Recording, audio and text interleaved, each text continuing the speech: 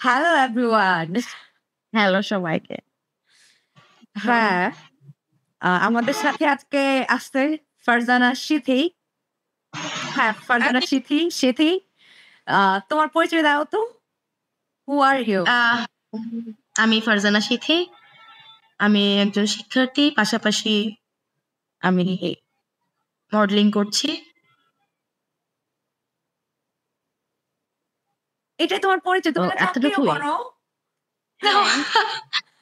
হ্যাঁ, চাকরি করো, বই পড়তেছো, এগুলো বলবা না? কি অদ্ভুত! পড়াশোনা বই পড়তেছি, চাকরি করতেছি, জীবন যাচ্ছে, গালি খাচ্ছি, জীবন যাচ্ছে। আবার আজকে সুন্দর সুন্দর ভালোবাসাও পাচ্ছি, মানে মিশ্র আর কি, সব মিশ্র জীবন, মিশ্র কাজকর্ম চলতেছে জীবন। আচ্ছা, তুমি কোন সাবজেক্ট নিয়ে পড়াশোনা করছো? আমি ফুড অ্যান্ড নিউট্রিশন সায়েন্সে পড়াশোনা করছি। ও ওয়াও! মজার ব্যাপার। মজার। হ্যাঁ, ফুড অ্যান্ড নিউট্রিশন। আমার আসলে জীবনে ফেঁসে যাওয়ার মতো ব্যাপার এটা। কারণ আমি আসলে কেমিস্ট্রি পারি না এবং আমার জীবন কেমিস্ট্রিতে ভেসে গেছে এবং আটকেও গেছে আসলে। এই জন্য হচ্ছে এটা আমার জন্য খুব একটা ভালো ডিসিশন ছিল না, যেটা আমি এখনো ক্যারি করতেছি, শুধু ঘাট থেকে ফেলতে। ওকে, মানে এইটা তো আসলে পুরো বডির কেমিস্ট্রি জানতে লাগে। এটা হ্যাঁ, যার আসলে আগ্রহ নেই তাহলে অনেক ফুডে এক্স্যাক্টলি বডি আর ফুড মিলে কি কেমিস্ট্রি হবে? ও মাই গড, এক্স্যাক্টলি। এইটা আসলে মানে এই যে মার্সি কিন্তু কেমিস্ট্রি স্টুডেন্ট। এটা আল্লাহ, তুমি কিভাবে কেমিস্ট্রি করছো? ভাই, আমার গান জীবন এক হয়ে গেছে। শোনো, এইসব বললে অনেক কাহিনী, আমি আর না বলি এসব কাহিনী। আমি হচ্ছে যে পড়ালেখা করি না, আমি পড়ালেখা করতে চাই না। আমার জীবনে লক্ষ্য এবং উদ্দেশ্য আমি সাদা বিলেতিকে বিয়ে করে আমি হচ্ছে হাউস ওয়াইফ হব। That's my goal right now. হ্যাঁ, এই আর কি। এত পড়ালেখা করে কি হবে? আমরা তো কথাই বলতে পারি না। আমাদের পড়ালেখা করে চাকরি বাকরি করে কি হবে? আমাদের কথা তো কেউ শোনে না বা আমাদেরকে কেউ শুনতে চায় না, আমাদেরকে দমিয়ে রাখে। তো তার চাইতে ভালো না আমরা হাউস ওয়াইফ হবো। মেয়ে মানুষরা তো ঘর সংসার চালাবে, বছরে বছরে একটা বাচ্চা পয়দা করবে। আমিও তাই করব। হ্যাঁ, ঠিকই তো আমার হচ্ছে ভবিষ্যতে পুরোদমে কৃষক হয়ে যাওয়ার ইচ্ছা, মানে আগাগোড়া কৃষক হয়ে যাব।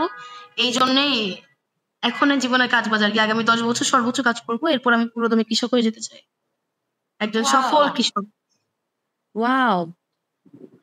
হ্যাঁ, এটা হচ্ছে যে কি জানি বলে? যে কৃষক হইতে চাওয়া আমাদেরকে চূড়াও বলছিল যে চূড়াও নাকি মানে হইতে চায়। আমাদের ব্লাডে আছে, আমার রক্তেও আছে, মানে এটাই যে এটা আমার এটা ফিল হয় এবং এটাই আমি আসলে আমি যখন আমাকে ভাবি বা আমি যখন আমার একটা সময় ভাবি, আমি আমার এইভাবেই ভাবি। আমি কোনোভাবেই এগুলা করতে চাই না। আচ্ছা, তোমার হচ্ছে যে ছোট থেকে বড় হওয়া জন্ম কোথায়?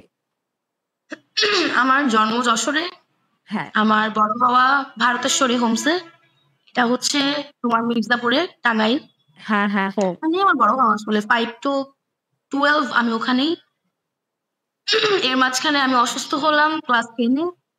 আমার স্টোমাকে ক্যান্সার হইলো। ওখানে আবার ফিজিক্যালি আনস্টেবল মেয়েগুলাকে রাখেন না, কারণ ওইটা প্রচুর রুলস অ্যান্ড রেগুলেশন 24/7 একটা ডিসিপ্লিনের মধ্যে। আমি একটু সিক থাকলে এটা ওখানে ফিট থাকে না আর কি। এই জন্য আমার ইন্টারটা আমি পরীক্ষাটা বাইরে থেকে দিলাম, পরীক্ষা ঢাকা থেকে দিয়েছি। কিন্তু আমার জীবন আসলে বড় হওয়া ওখানে ভারতেশ্বরী হোমসে। ওটা আমার সেকেন্ড স্টমাক ক্যান্সার, মানে এটা কি কোলন ক্যান্সার যেটা সেটাই? এটা হচ্ছে আলসার থেকে হয়ে গেছিল, মানে ঘা থেকে হয়ে গেছিল। পেটের মধ্যে স্টোমাকের মধ্যে ঘা থেকে ওটা ক্যান্সার করতে চলে গিয়েছিল। তখন আমি ক্লাস 10 এ, আমি তো অনেক ছোট ছিলাম। এটা রিকভার রেডিওথেরাপি দিয়ে রিকভার হয়ে গেছে। বাস সাইকেল রেডিওথেরাপি দিয়ে ঠিক হয়ে গেছে। ওয়াও! এন্ড গেস হোয়াট, ওই সময়ও আমি একা ইন্ডিয়াতে ডাক্তার দেখাইছি। আমি একাই আমার ট্রিটমেন্ট করে এসে আসছি ক্লাস 10 এ। মানে আমার একা অনেক আগে ক্লাস 6 থেকে। আসলে ইমপ্রেসিভ। ওই বয়সে আমরা এরকম চিন্তা করতে পারি না। আমিও কোনোদিন চিন্তা করিনি, জানো, মানে আমিও না কোনোদিন ভাবি নাই। তবে ওই যে বললাম না, ক্লাস 6 থেকে ওই একা বড় হওয়াটা আমার অনেক ছোটবেলা থেকেই। কিন্তু ওই যে রাস্তায় একা নিজে বের হওয়া, রাস্তাকে দেখা, এবং ঘটনাটা হচ্ছে আমি রাস্তায় এরকম করে হইছি মানে ওই যে কেউ এসে টাচ করে গেল, পেছনে ছুঁয়ে গেল, সামনে ছুঁয়ে গেল, এইটা হয়েছে ওই ক্লাস 6 এই লাস্ট। আমি একা একাই বের হয়েছিলাম। ওই দিনই আমি এক জায়গায় ফ্রিজ হয়ে প্রায় 2.5 ঘন্টা কান্নাকাটি করছি এবং এরপর থেকে আমি হয় হাত মুচকে দিছি, নয় চেপ টিফিন দিয়ে ফুটা করে দিছি, নয় গালাগালি করে ভেরি গুড। একটা থু দিয়ে চলে গেছি। মানে এরপর আর কখনো ওইটা হয় না যেটা ওই ক্লাস 6 এ আমার ফার্স্ট হয়ে গেছে। আমার বাবা হচ্ছে প্রফেসর, উনি যশোর কলেজের প্রফেসর। তো আমাকে ভারতীয় শিরোমসে দেওয়ার পরে ওখানে মেয়েদের আসলে শিক্ষা একটাই, সেটা হচ্ছে স্বনির্ভর হওয়া যে কোনো দিক থেকে। ভারতীয় শিরোমসে ওয়াশরুম ক্লিন করা থেকে শুরু করে, নিজেদের ব্রেন ক্লিন করা থেকে শুরু করে, নিজেদের বেডরুম, নিজেদের মানে সবকিছু শেখানো হয়। তুমি সেলাই থেকে শুরু করে আলু কাটা। আমরা নর্মাল মানে আমরা তো বাংলা মিডিয়াম পড়ছি, কিন্তু ভারতীয় শিরোমসে প্রত্যেকটা মেয়ে নার্সের সেবা দিতে জানে, প্রত্যেকটা মেয়ে জানে। কারণ মান্থলি আমাদের এরকম একদিন হসপিটালে ডিউটি থাকতো যে ওই দিন যেসব রোগী আসছে বেনামে পড়ে আসছে বা রাস্তা থেকে নিয়ে আসা হয়েছে ট্রিটমেন্টের জন্য, ভারতীয় শিরোমসে এটা করে কুমুদিনীতে ওদেরকে ট্রিটমেন্ট করার জন্য নার্সিং করার জন্য হচ্ছে ভারতীয় শিরোমসে মেয়েগুলাকে নিয়ে যাওয়া হতো। তো প্রতি মাসে প্রত্যেকেরই একদিন করে হাসপাতালে যেতে হতো, ওই ডিউটিটা করা লাগতো। আমাদের ডিউটি কিন্তু ওষুধ দেওয়া বা ওষুধ নেওয়াটা শুধু না, প্রত্যেকটা মানুষ ওখানে লোনলি, ওরা যাতে কোনোভাবে লোনলিটা ফিল না করে, মানে এইটা ওদেরকে বোঝানো। সেটা আচ্ছা। যে কোনো কারণ ওরা তো সবাই রাস্তায় থাকা বা কোথাও পড়ে গেছে, কোথাও কেউ ফেলে গেছে, অনেক বয়স্ক এরকম অসুস্থ পড়ে আছে, এরকম খোঁজ খবর পেয়ে ওরা রেস্কিউ করে ওনাদেরকে নিয়ে আসতো, আর আমরা হচ্ছে ওনাদেরকে দেখ। তো ভারতীয় শিরোমসে মেয়েরা সেবাও করতে যান, মানে ওখানে সবকিছু করা লাগছে আর কি, এভরিথিং। রান্নাও করা লাগছে তোমাদের? হ্যাঁ, বলো। আর কোথাও রান্না, কাটা।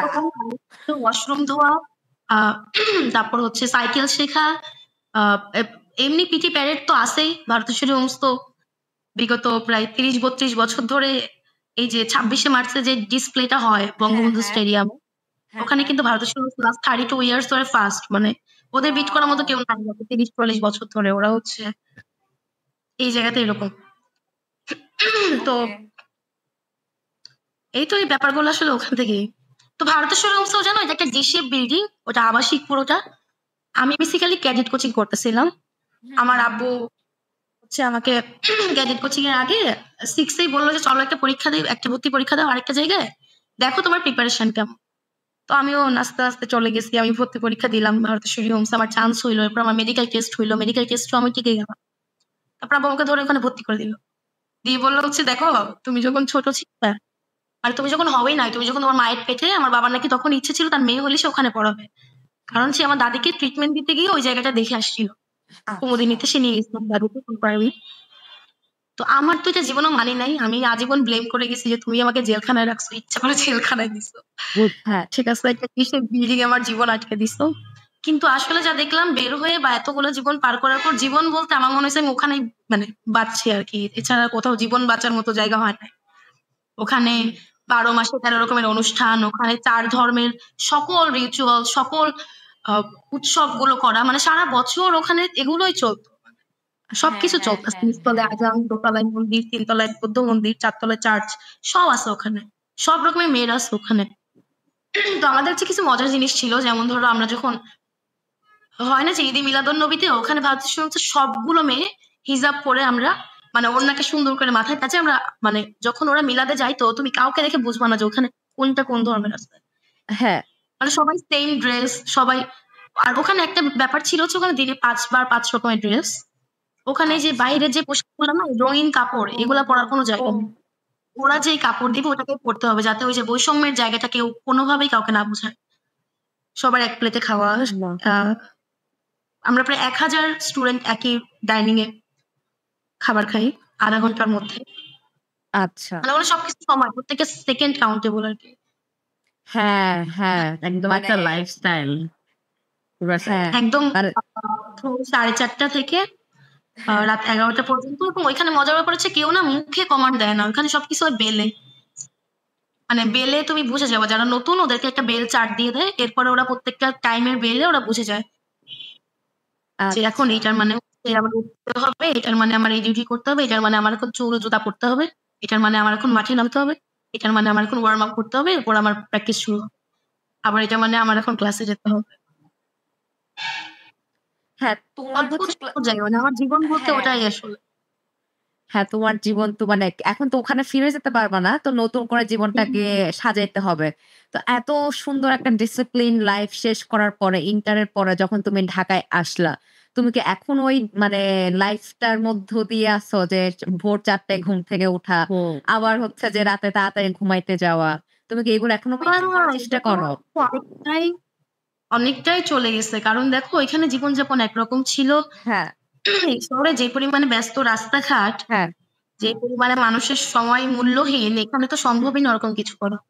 যে ধর আমি ৪টায় ৫টায় ঘুম থেকে উঠলাম, আমি হয়তো উঠে হাঁটাহাঁটি করে ঠিকই বের হয়ে যাচ্ছি, কিন্তু রাস্তায় আমার ১-১.৫ ঘন্টা কোথাও দেরি হচ্ছে। বা আমি যখন ফিরে এসে কিছু একটা করবো ভাবতেছি, ওই সময়টায় আমি এটা করতে পারতেছি না। পুরো সময়টা আমার রাস্তায়। তো কোনোভাবে ওই ডিসিপ্লিনটা ওইভাবে মানা হয় না। তবে একটু মানি আমি আসলে যতদূর পারি। যে ধরো যেহেতু এখন আমি প্র্যাকটিস করার সময় হয় না। আগে যেমন ভারতীয় সেনাবাহিনীতে একটানা ৬ বছর বিভিন্ন রকমের ওখানে কোনো কারো কিছু করতে হয় না এক্সট্রা করে ফিটনেস ঠিক রাখার জন্য। ওখানে সবাই ফিট থাকতো। কারণ সবার মাঠে যেতে হইতো, ডিসপ্লে করতে হইতো, প্যারেড করতে হইতো, মানে সবকিছু করতে হইতো, লাফালাফি করতে হইতো। তো এখন চেষ্টা করেছি ধরো কি হাঁটার। যখন আমি দেখি জ্যাম, নেমে গিয়ে হাঁটা শুরু করি। বা ঢাকা শহরে আমি যে বাসাগুলো নেই ৫ তলা ৬ তলার উপরে, যাতে আমার ওই সিঁড়ি বাওয়াটা থাকে এবং লিফট ছাড়া। আচ্ছা। তো এই ২ টা প্র্যাকটিস আমি আসলে করি। ঘুমের ব্যাপারটা খুবই উল্টাপাল্টা হয়ে গেছে। কারণ রাতে এখন ঘুম বলে কিছু থাকে না। তো দিনে একটু এদিক সেদিক হয়ে যায়। দেখা যাচ্ছে অফিসেও মাঝে আমি ঝিমাই আরকি।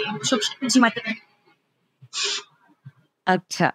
তাইলে তো মানে আ কি জানি বলে তোমার মানে চাইলেও তুমি পারতেছো না আসলে মেইনটেইন করতে। ঢাকা শহরে এটা সম্ভব না মেইনটেইন করা। খুব আর কঠিন। না, আর অনেকভাবে আসলে সম্ভব না, জানো? হ্যাঁ, সম্ভব আর না আসলে।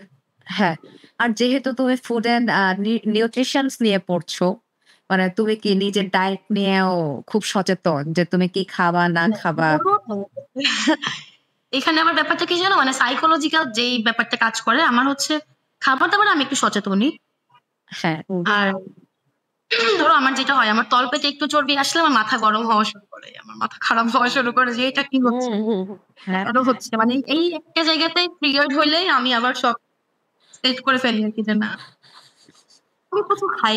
আমি অনেক খাই। I wish কিন্তু I had a trigger point like this. হ্যাঁ, আমার এটা প্রচুর। আমার আমি তলপেটে নাই। চর্বি আসলে আমার ভালো লাগে না। কারণ আমি আমি কোনদিন খানা দেখিনি আমার খাবো হচ্ছে তলপেটে চর্বি। চলবে। আমার উল্টা। I cannot remember myself যে আমার কখন তলপেটে চর্বি ছিল না। ঠিক আছে? তুমি কখনো দেখো নাই? আর আমার হচ্ছে উল্টায় মনে করতে পারছি না লাস্ট কবে?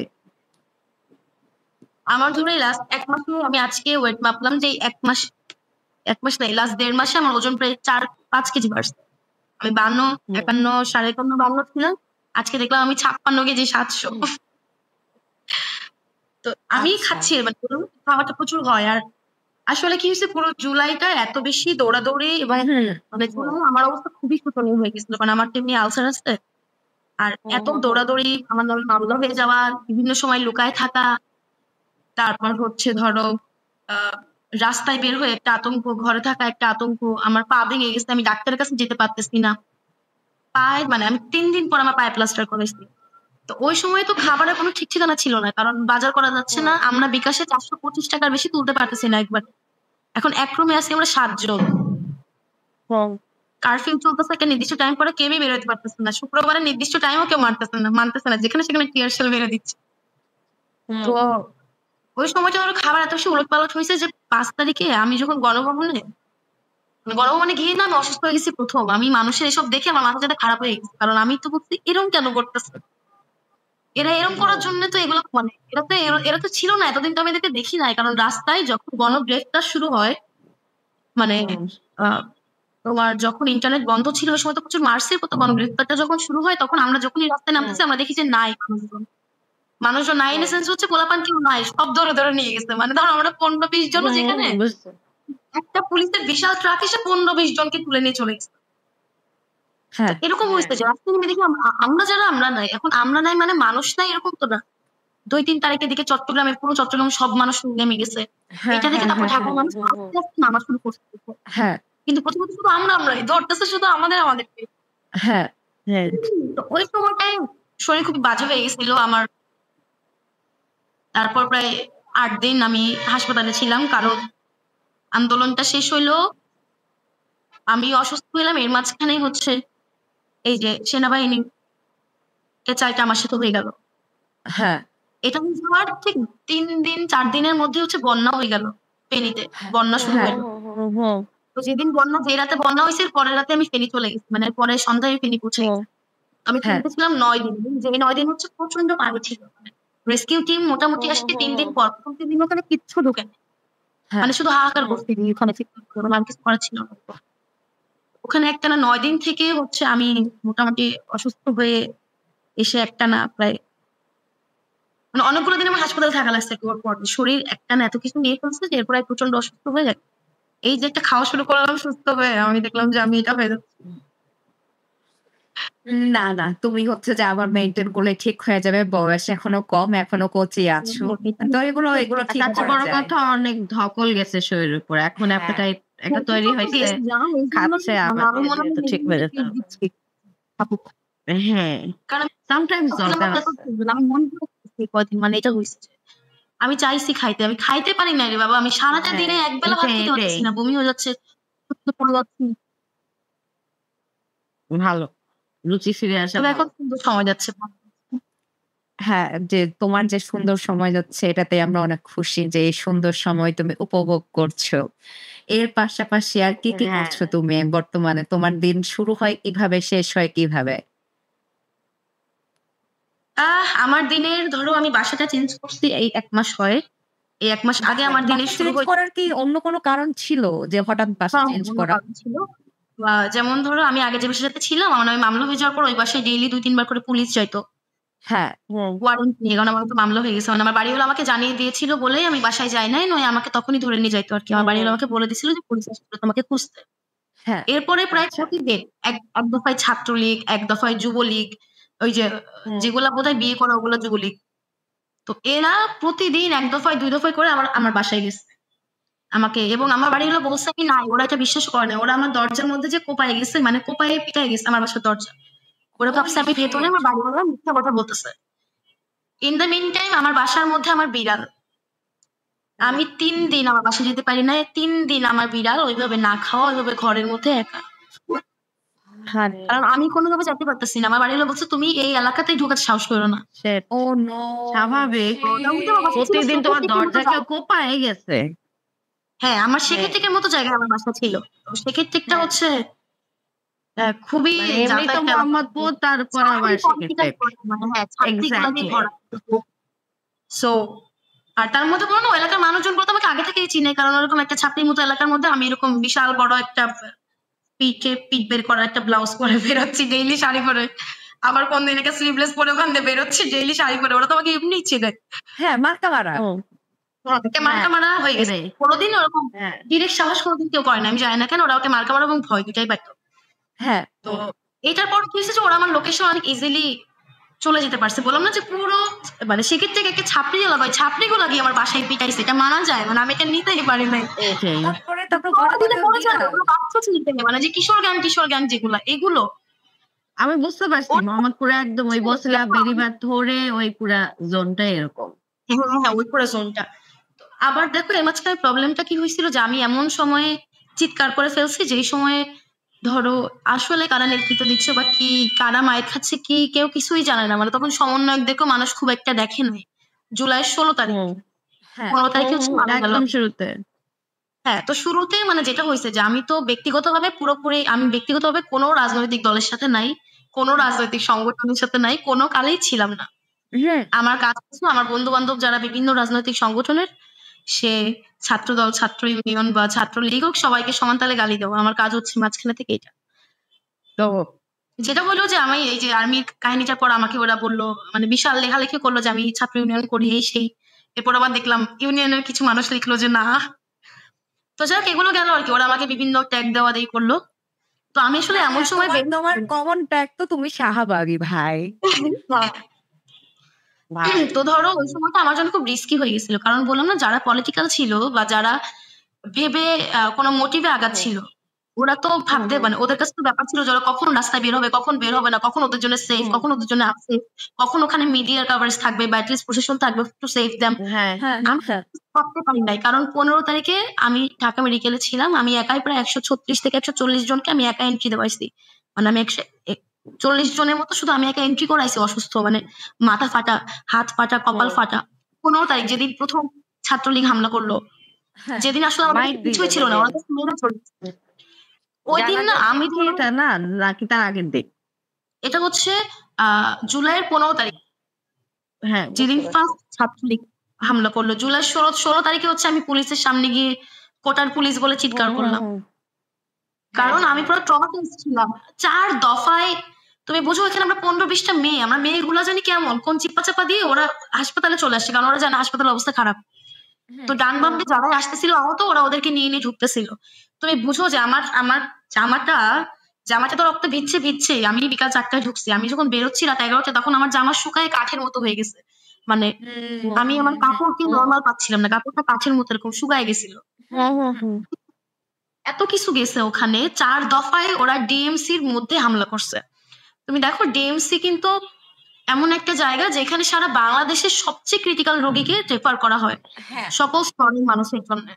যে বরিশাল মেডিকেল পারতেছে না, খুলনা মেডিকেল পারতেছে না, ওকে ঢাকা মেডিকেল নিয়ে যাচ্ছে, কারণ ম্যাক্সিমাম মানুষই তো আমাদের দেশে মানে মধ্যবিত্ত, নিম্ন মধ্যবিত্ত, এরা তো আর ইউনাইটেডে যেতে পারবে না বা কোনো প্রাইভেট হাসপাতালে যেতে পারবে না। ডিএমসি যে কোনো ক্রিটিক্যাল রোগের জন্য একমাত্র জায়গা। সেইখানে ইমার্জেন্সির মধ্যে ওরা 4 দফায়, মানে ওরা ডাক্তারকে কোপাইতে চলে আসছে, এরকম একটা অবস্থা। এবং ওরা 60 থেকে 65 জন আর ছাপড়ি, সব পুরান ঢাকার। ওদের হাতে রামদা, হকি স্টিক, তারপরে কি বলে তুমি জানো আমার সবচেয়ে কি প্যারা লাগছে? একটা তো আমি এরকম এতগুলো রক্তাক্ত মানুষ নিয়ে ট্রমাটাইজড, দ্বিতীয়ত আমি কিছু প্রসেস করতে পারতেছি না, কারণ একটা মেয়েকে আমি ট্রিটমেন্ট দিয়ে ডিএমসি পেছন দিয়ে 1 কিলোমিটার হেঁটে তারপর রিক্সা তুলে দিছি, কারণ সামনে গেটটা ওরা ব্লক করে রাখছে। ওখান থেকে বের করলে আবার মাইরা দিত। আমি ওকে রিক্সা করে আবার 1 কিলোমিটার হেঁটে যে আসলাম, আমি দেখলাম ওই মেয়েকে আবার আরেকজন কোলে তুলে নিয়ে আসছে। তো আমি বললাম, ওকে তো আমি মাত্র বের করলাম হাসপাতাল থেকে, ওকে আবার নিয়ে আসছিস কেন? বলে আপু যাওয়ার সময় আবার মার দিছে। আমি মাত্র সবার সাথে এগুলো 15 তারিখে হয়েছে। বিশ্বাস করো যে আমি 15 তারিখে আমি যখন বাসায় যাচ্ছি, আমার কিছু ফিল হচ্ছিল না, আমার কোমর আমি সোজা করতে পারতেছিলাম না। পুরো ডিএমসি দৌড়ানো পাগলের মতো, মানে নিউরোসাইজ থেকে শুরু করে এখানে সেখানে, কারণ ম্যাক্সিমামের মাথায় বাড়ি, তারপর হচ্ছে প্রচুর ব্লিডিং হচ্ছে, কাউকে ভিতরে ঢুকাইতে পারতেছি না। রাত 10:30টার সময় অ্যাসিস্ট্যান্ট প্রক্টর আসছে ঢাকা বিশ্ববিদ্যালয়ের, ফারজানা ম্যাম। উনি এসে আমাকে ধরে হাওয়া করে কেঁদে দিচ্ছে, কারণ সে একটু ইয়াং দেখতে, তাকে দেখে টিচার কম স্টুডেন্ট বেশি লাগে। সে বলতেছে আমাকে, আমি কোয়ার্টার থেকে এই পর্যন্ত আসছি, আমাকে 3 বার অ্যাটাক করছে সিথি, আমার তো শরীরে কোথাও সিল লাগানো নাই যে আমি টিচার। আমি ওদেরকে বলতেছি আমি শিক্ষক, তুমি আমাকে মারতে আসতে পারো না। তাকে আটকে মেরে দিতে যাচ্ছে। এবং প্রক্রিয়া টিমে কেউ আসে নাই, কেউ আসতে চায়ও না। শি ওয়াজ দ্য ওয়ান যে বলছে আমি আমার বাচ্চাদেরকে দেখতে যেতে চাই। তো তাকে তার মতো রিস্ক নিয়ে যাইতে বলা হয়েছে, কারণ ওদেরও তো একটা জায়গা থেকে যাবে, সেই গেলে তো এই জায়গাটা মুছে যাবে যে না আমাদের টিম থেকে গেছে। তো সেই গেল, আমি বলতেছি আমি যে এন্ট্রি করাইলাম এতগুলা, আপনি কাগজটা দেখান। আমাকে বলতেছে কর্তৃপক্ষের থেকে পারমিশন নিয়ে আসে। মেজাজটা কেমন লাগে বলো? সে বলতেছে আমি ঢাকা বিশ্ববিদ্যালয়ের অ্যাসিস্ট্যান্ট প্রক্টর, আমি আসছি দেখতে কয়জন স্টুডেন্ট আহত, আমার বিশ্ববিদ্যালয়ের কয়জন আহত, আপনি ওকে দেখান। বলতেছে কর্তৃপক্ষ কোথায় কেউ জানে না। সন্ধ্যা 7টায় ডিএমসিতে কোনো কর্তৃপক্ষ বলে কিছু থাকে না, ওরা বিকাল 4টা-5টার মধ্যে জায়গা গিয়ে নিজেদের চেম্বার যেসব ওইসব বসে। তো যাই হোক উনি আসলো, এরপর এগুলা দেখলো। রাত 11:30টার সময় নাহিদ আসলো, নাহিদ সহ আরো কয়েকজন আসলো, তারপর আমি ওখান থেকে চলে আসলাম। তো 16 তারিখে হচ্ছে আমার আর মাথায় কিছু কাজ করে নাই। তুমি হয়তো দেখবা যে 16 তারিখে আমার হাতে একটা পেপার স্প্রে ছিল, আমি একটা গ্লাস ক্লিনারের মধ্যে পেপার স্প্রে ঢুকাইছি, কারণ আমার আর কিছু কাজ করতেছিল না মাথায়। আমি একটা ঝোলানো ব্যাগ নিয়ে, ব্যাগ ভর্তি শুধু ইট নিছিলাম আর হাতের মধ্যে একটা লাঠি নিছিলাম, মানে এই যে, কারণ আজকের মাইর করতে পারবো না, মানে যেটা করছে ওই দিন আমার মাথা কোনোভাবে কাজ করতেছে না। এবার আমরা একটা শান্তিপূর্ণ মিছিল নিয়ে আগাচ্ছি টিএসসির দিকে, বিসির সামনে পুলিশে এসে আমাদেরকে আটকে দিল, বললো যে আপনারা সামনে যেতে পারবেন না, আপনাদের যে কাজ আপনারা এখানে করেন। আমরা বলছি না, আমরা সামনে অব্দি গিয়ে ওখানে আমরা আমাদের শান্তিপূর্ণ কর্মসূচি শেষ করবো। এরই মধ্যে পেছন থেকে 2 দল ছাত্রলীগ মেরে দিচ্ছে গোলাবানকে, পুলিশ সামনে দাঁড়ানো অস্ত্র সহ, একদম স্যান্ডউইচের মতো। মিছিল নিয়ে আগাচ্ছি, এটা আটকায় দিছে এরকম করে, পেছনে ছাত্রলীগ অস্ত্র হাতে মারতেছে। তখন আমি দৌড়ে গিয়ে পুলিশকে ধাক্কা মেরে বলছি ওখানে কেন যাচ্ছেন না, আপনি এটা কেন আটকাচ্ছেন, ওখানে যান, দেখেন অস্ত্র নিয়ে মারামারি করতেছে। তখন হচ্ছে আমার ওখানে যাওয়া, আমার মুখ থেকে আমার কাপড়টা খুলে গেল। এরপর আমি দেখলাম যে আমরা কিছুই কাজ করতেছে না, কারণ আমি তাকে নর্মাল কোয়েশ্চেন, বেসিক কোয়েশ্চেন করতেছিলাম যে ভাই আপনি তো কোনো না কোনো বিশ্ববিদ্যালয়ে অবশ্যই বিলং করছেন, কারণ সে এসপি ছিল, সে বিসিএস দিয়ে আসছে। তো সে কিভাবে পারতেছে, এবং তার বয়সও কম, তার মানে সে তার ক্যাম্পাস জীবন ছাড়ছে খুব একটা দিন না। তো সে একটু ভ্যালিডিটি, একটু লিগালিটি খুঁজুক, সে কেন এটা করতেছে, মানে তাকে সরকার বলছে বলেই বা একটা অর্ডার বলেই সে করবে, তারও তো একটা জায়গা আছে বলার মতো, সে বলো, বা আমাদেরকে সেরকম করে বলো। সে কিছুই বলতেছে না, আমি যাই বলতেছে ও চুপ। মানে তখন হচ্ছে আমার পুলিশের সাথে লেগে গেল। এরপর আমি বাসায় আসলাম 17 তারিখ, 18 তারিখ আমার নামে মামলা হলো। 18 তারিখ রাত্রির বেলায় আমি হচ্ছে, আমরা রাত 8টার সময়, ওদিন আমি একদম কামিজ পরে হিজাব পরে মুখের মধ্যে মাস্ক পরে গেছি আমি যখন শুনছি। আর আমার ভয়েস এত ভাঙছিল চিৎকার করে যে আমি তো আওয়াজ বেরোচ্ছিল না, সো আমার ভয়েসে কারো আমাকে চেনাই পসিবল ছিল না। তো 18 তারিখ হচ্ছে মাইকে আমার পাটা ভাঙলো আমার, কারণ আমার সামনে, মানে আমার হাত থেকে বেসিক্যালি আমি ধরেছিলাম, এখান থেকে ছুটা একটা নিয়ে গেছে, এবং ওটা আমার খুব ইগোতে লেগে গেছে, কারণ ওটা আমার প্রেমিক ছিল আর কি। মানে প্রচন্ড ইগোতে লেগে গেছে যে আমার হাত থেকে ছুটাই নিয়ে গেছে, আমাকে মেরে রাস্তায় ফেলে ওকে হাত থেকে ছুটাই নিয়ে গেছে। দেখো ওকে তো গেল, আমরা যে 15-20 জন না, ওদিন আমরা প্রায় 70-80 জন ছিলাম ওখানে। এটা আসলে 18 তারিখ সন্ধ্যায়, যেদিন হচ্ছে সব ক্যাম্পাস গুলোর মধ্যে বিজিবি আর পুলিশ ঢুকে ইচ্ছা মতো সাউন্ড গ্রেনেড, টিয়ার সেল, জাহাঙ্গীরনগরে গুলি করা শুরু করলো। তো ওই দিন তো সবার বিশ্ববিদ্যালয়ের নেটওয়ার্ক চলে গেছে, তো আমরা যারা বাইরে, আমরা কোনোভাবে জানতে পারতেছি না ওরা হল থেকে বের হয়েছে নাকি হলের মধ্যে আছে। কারণ আমরা লাস্ট ফুটেজ গুলো দেখছি হচ্ছে ওই যে ইচ্ছা মতো টিয়ার সেল মারতেছে, বিজিবি ঢুকে গেছে, আবার বুলেট মারতেছে। তো এরপর আমরা জানি না, ওরা তো হল ছাড়বে না বলছে, তাহলে ওদের অবস্থান কি কিছু জানি না, যোগাযোগ করতে পারতেছি না। এই জন্য আমরা এসে আমরা পুলিশকে দেখে সুন্দর করে বলছি যে দেখেন আমরা শুধু খবর নিতে আসছি, আমরা সবাই হাত উঁচু করে দিছি এসে যে আমরা একদম নিরাশ্র, একটা এইটাও নাই, আমরা শুধু ইনফরমেশন নিতে আসছি, আমাদের জানানো ওদের কি অবস্থা, বা ওরা যদি বের হয়ে যেতে পারে ওদের সেফ এক্সিট দিচ্ছে কিনা জেনে আমরা চলে যাব। সে বললো 1 মিনিট এখানে দাঁড়ান। ঠিক 2 মিনিট পরে ওয়্যারলেসে কিছু একটা কথা বললে নগদে সে পিটানো শুরু করলো, আরে কোনো কথাও বললো না, পিটালো, জায়গা ক্লিয়ার করেন বলে জাস্ট মানে নগদে পিটানো শুরু করলো। তো আমার একটা ছোট ভাই কলার ধরছে বলে আমার প্রেমিকটা গেছে ওর কেন কলার ধরছে, পুলিশ কলার ছাড়াইতে, পুলিশ ওকে ছেড়ে এবার ওর কলার ধরে ওকে পিটানো শুরু করছে। তখন আমি গিয়ে ওকে পেঁচাইতে উঠছি যে ছেড়ে দেন, আমি ওকে নিয়ে চলে যাচ্ছি, কারণ আমাদের সাথে যারা তারা ততক্ষণে দৌড় দিয়ে চলে গেছে। এবার ওকে আমার থেকে ছুটায় নিয়ে গেল, আমাকে হচ্ছে পায়ে ফার্স্ট এখানে মেরে ফেলে দিছে রাস্তায়। 3 দফায় আমার পায়ে 3 বার ওদের লাঠি দিয়ে পিটানোর পর আমি পড়ছি। আমি প্রথম 2 বার বাড়ি খেয়ে কিন্তু পড়িনি, আমি ঝুলেই দাঁড়াইছিল। 3 বার থার্ড বাড়িটা খেয়ে আমি আসলে ওইখানে ফ্র্যাকচারটা হয়েছে, আমি পড়ে গেছি। পড়ে যাওয়ার পর আমার পাজামাটা ছিঁড়ে আমার পুরো এতখানি একদম ছিলে রক্ত বের হয়ে গেছে আর কি। আমি পড়া আমার হাত থেকে ওকে নিয়ে গেছে, ছেলে মেয়েগুলো দৌড়ায় ওখান থেকে পালাইছে। এখন কিন্তু কোনো কারণ নেই আমাকে আর মারার, আমার ওই পড়া অবস্থা ওকে আবার মাই দিল।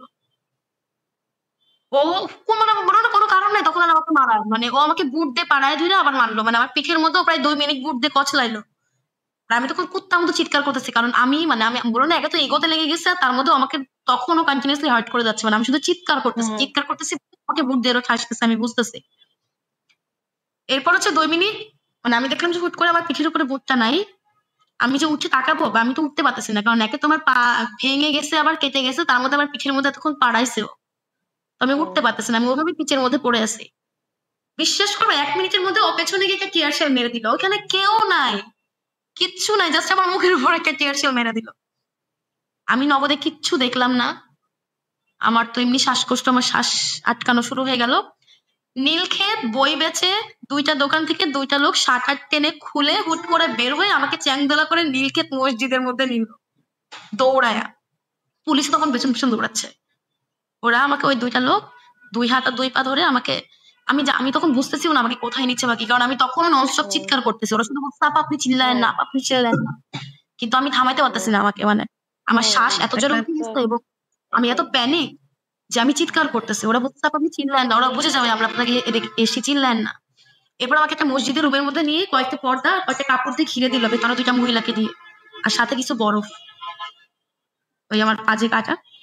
তো পা কাটার মধ্যে আমার কিছুই ফিল হচ্ছিল না, বিশেষ করে আমার পা কাটা, আমাকে কি দিচ্ছে, আমার পাটা ভেঙে গেছে, ফ্র্যাকচার হয়ে গেছে হাঁটুর মধ্যে, কিছুই আমার কিছু ফিল হচ্ছিল, আমি শুধু চিৎকার করতেছি। নগদ এক মহিলা এসে পরে আমার মুখ চেপে ধরে, আমার মা তুই চিল্লাস না এই বলে আমাকে এরকম চেপে ধরে রাখলো। এরপর আমি কয়েক জায়গায় ফোন দিলাম আর কি, যে ওকে তো ধরে নিয়ে গেছে।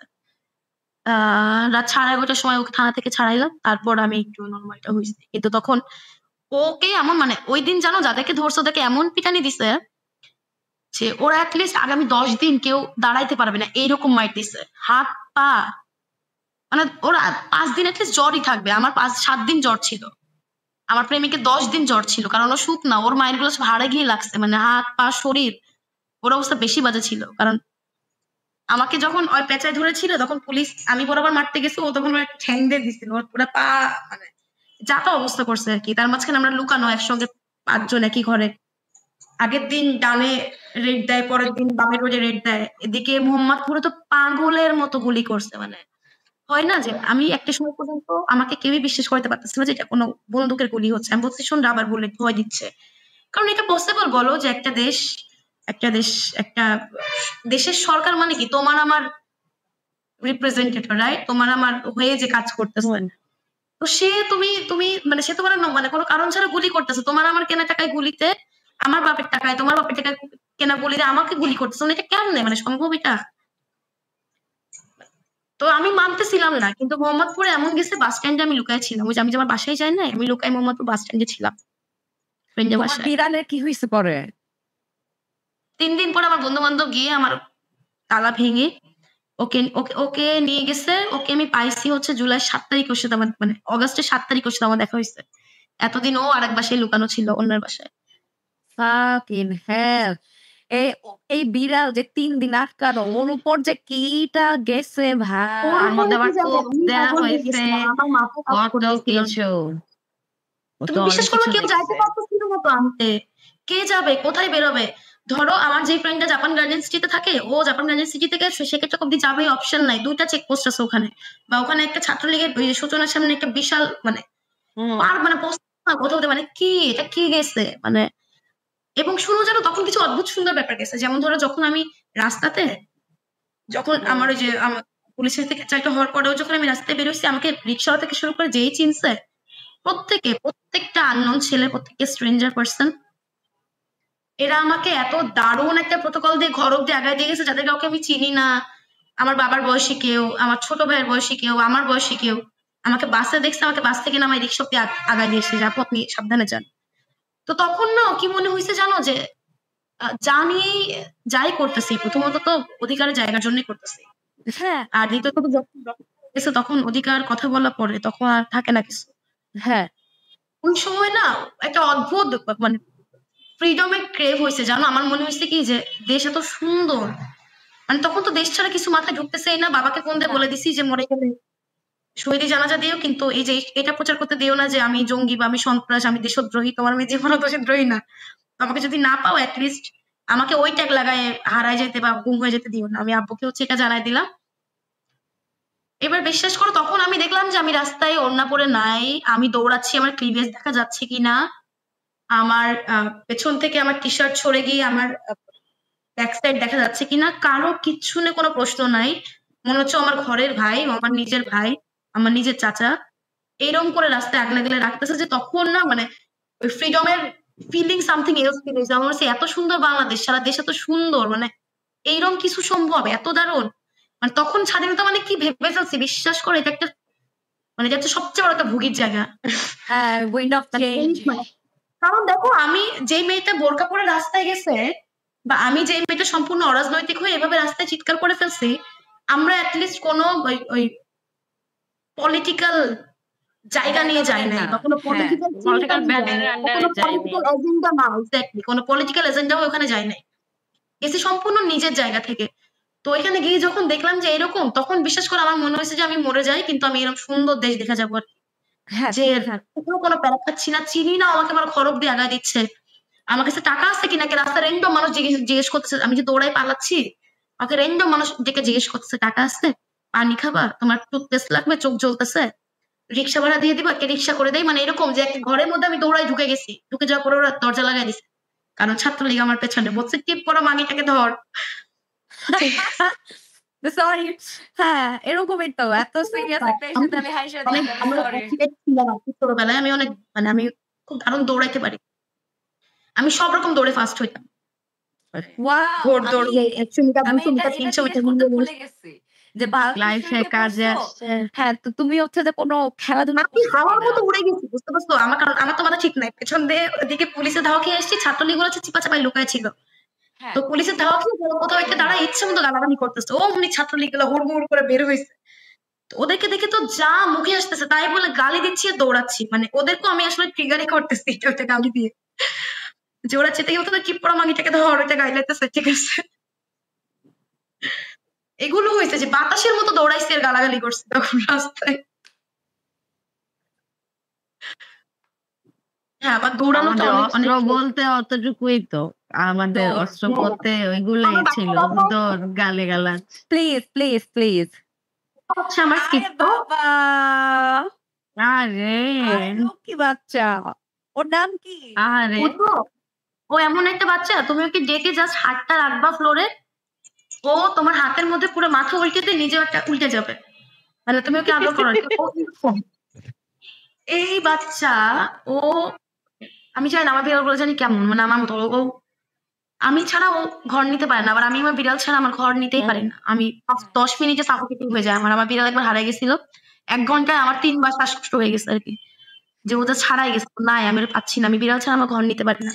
হ্যাঁ, আমার বিড়ালগুলো মানে মানুষ ছাড়া থাকতেই পারে না, এইগুলো 3টা দিন, মানে আমার মনে হয়েছে যে আমার বিড়ালের জন্য ওর উপর দিয়ে কিছু চলে গেছে, এরকম হয়েছে 3 দিনে মনে হচ্ছে ওর ওজন, আমার হারুমটা একটা আসে নাই, ও 10 কেজি ওজন একটা বিড়াল, ওকে ডাক্তার ডায়েট দিয়ে ওরা আমার শুকানো লাগছে, এরকম একটা বিড়াল, এরকম আধুরে একটা বিড়াল, ও শুকায় এরকম হয়ে গেছে। আমি মানে আমি ওকে যেদিন পাইছি, আমি ওকে ভেটের কাছে নিয়ে দেখি ওর ওজন 4 কেজি 700 গ্রাম, তাও আমার বন্ধুর কাছে থেকে, মানে ওর বাসায় খাওয়া দাওয়া করে ওর ওজন মাত্র 4 কেজি 700 গ্রাম হয়েছে। তার মানে ওর কি অবস্থা হয়ে গেছিল, খাওয়া বন্ধ করে দিছিল। আমার ফ্রেন্ড ডেইলি ফোন দিয়ে বলছে তোর বিড়াল খাচ্ছে না, বিড়াল এদিক ওদিকে বসে থেকে ম্যামা করে ডাকে, বিড়াল খাচ্ছে না, বিড়াল খাচ্ছে না। আমি কি মানে কি অসহায় ফিল হয়েছে বিশ্বাস করো, মানে এত অসহায় আমার জীবনে লাগে না, মানে বাইরে এরকম গুলির সাউন্ড, এদিক ওদিকে মেরে ফেলতেছে, হাসপাতাল থেকে আমাকে ননস্টপ ফোন দিচ্ছে, জাপা একবার হাসপাতালে আসেন, হাসপাতালে আমাদের লাশ রাখার জায়গা নাই, কারণ আমি 15 তারিখে বলো না আমি একটা বিশাল ফাইট দিচ্ছি হাসপাতালে। মা এসো এসো আরে ওর নাম কি? হালু। আমি দেখেই বলছি ও হালু। কি তো কি মা, আমার সবগুলো বাচ্চা প্রচন্ড লক্ষ্মী, ও প্রচন্ড লক্ষ্মী। ওর কিছু মজার জিনিস আছে, সেটা হচ্ছে ও রাত্রিবেলা মাথায় হাত দিয়ে দেয়, মানে আমি যতক্ষণ না ঘুমাই, আমি তো বালিশে ঘুমাই না, ওর পেটে ঘুমাই, আর ওর হাত হচ্ছে আমার মাথায় থাকে। আচ্ছা, তো ও আমাকে এরম এরম করে মাথায় হাত দিয়ে দেয়, আমার সকালবেলা ঘুম ভাঙে ও এরম এরম করে মাথায় হাত দিয়ে দেয়। ওয়াও, কি লক্ষ্মী হয়ে শুয়ে আছে, হোয়াট দ্য হেল। মানে ও হচ্ছে মানে ওর মতো কোনো বেড়া মানুষ পাইলে আমি বিয়ে করে ফেলবো, মানে ফর শিওর, এত জেন্টেল এত জেন্টেল, এবং ও খুব অদ্ভুত রকমের জেন্টেল, যে ওর ওর যে গার্লফ্রেন্ড, হ্যাঁ, মানে ওর যে বউ, তার যখন বাচ্চা হইলো, তো মা বিড়ালের কি হয় যে প্রথম 1-1.5 মাস পর তো আর দুধ খাওয়াইতে চায় না, ও দৌড় দেয়, খাওয়াইতে চায় না, তখন বিড়ালের ছোট বাচ্চাগুলা জ্বালাইলে তখন মারামারি শুরু করে দেয় আর কি।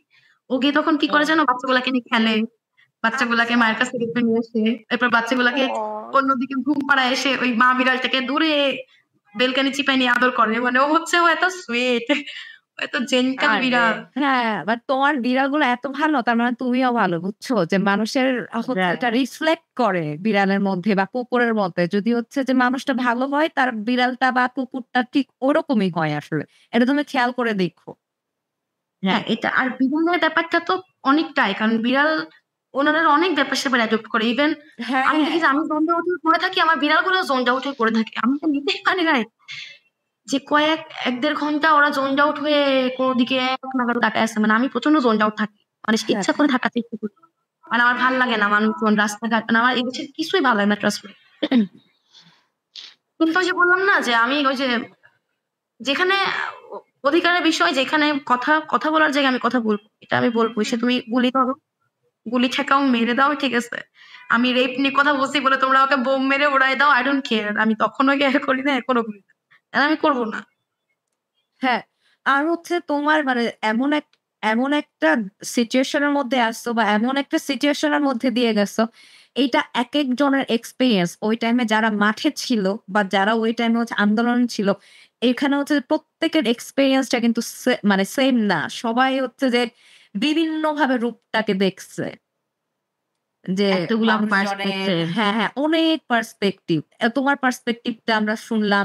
তারপরে হচ্ছে তোমার ওই যে পুলিশের সাথে বাকবিতণ্ডা যখন হইল, তখন তো তুমি রাতারাতি হচ্ছে যে মানে ফেসবুকে খুবই একটা মানে বাঘিনী টাইপের যে মুখ খুলতে পারো ওইটা গেল। আর্মি কিন্তু হচ্ছে আর্মি এরপরে কিন্তু আর্মির সাথে ও আচ্ছা, ঝামেলাটা হইছে। প্রথমটা হুম। তারপরটা। হ্যাঁ হ্যাঁ, তারপরে তো আর্মির সাথে হচ্ছে যে ঝামেলাটা হইলো।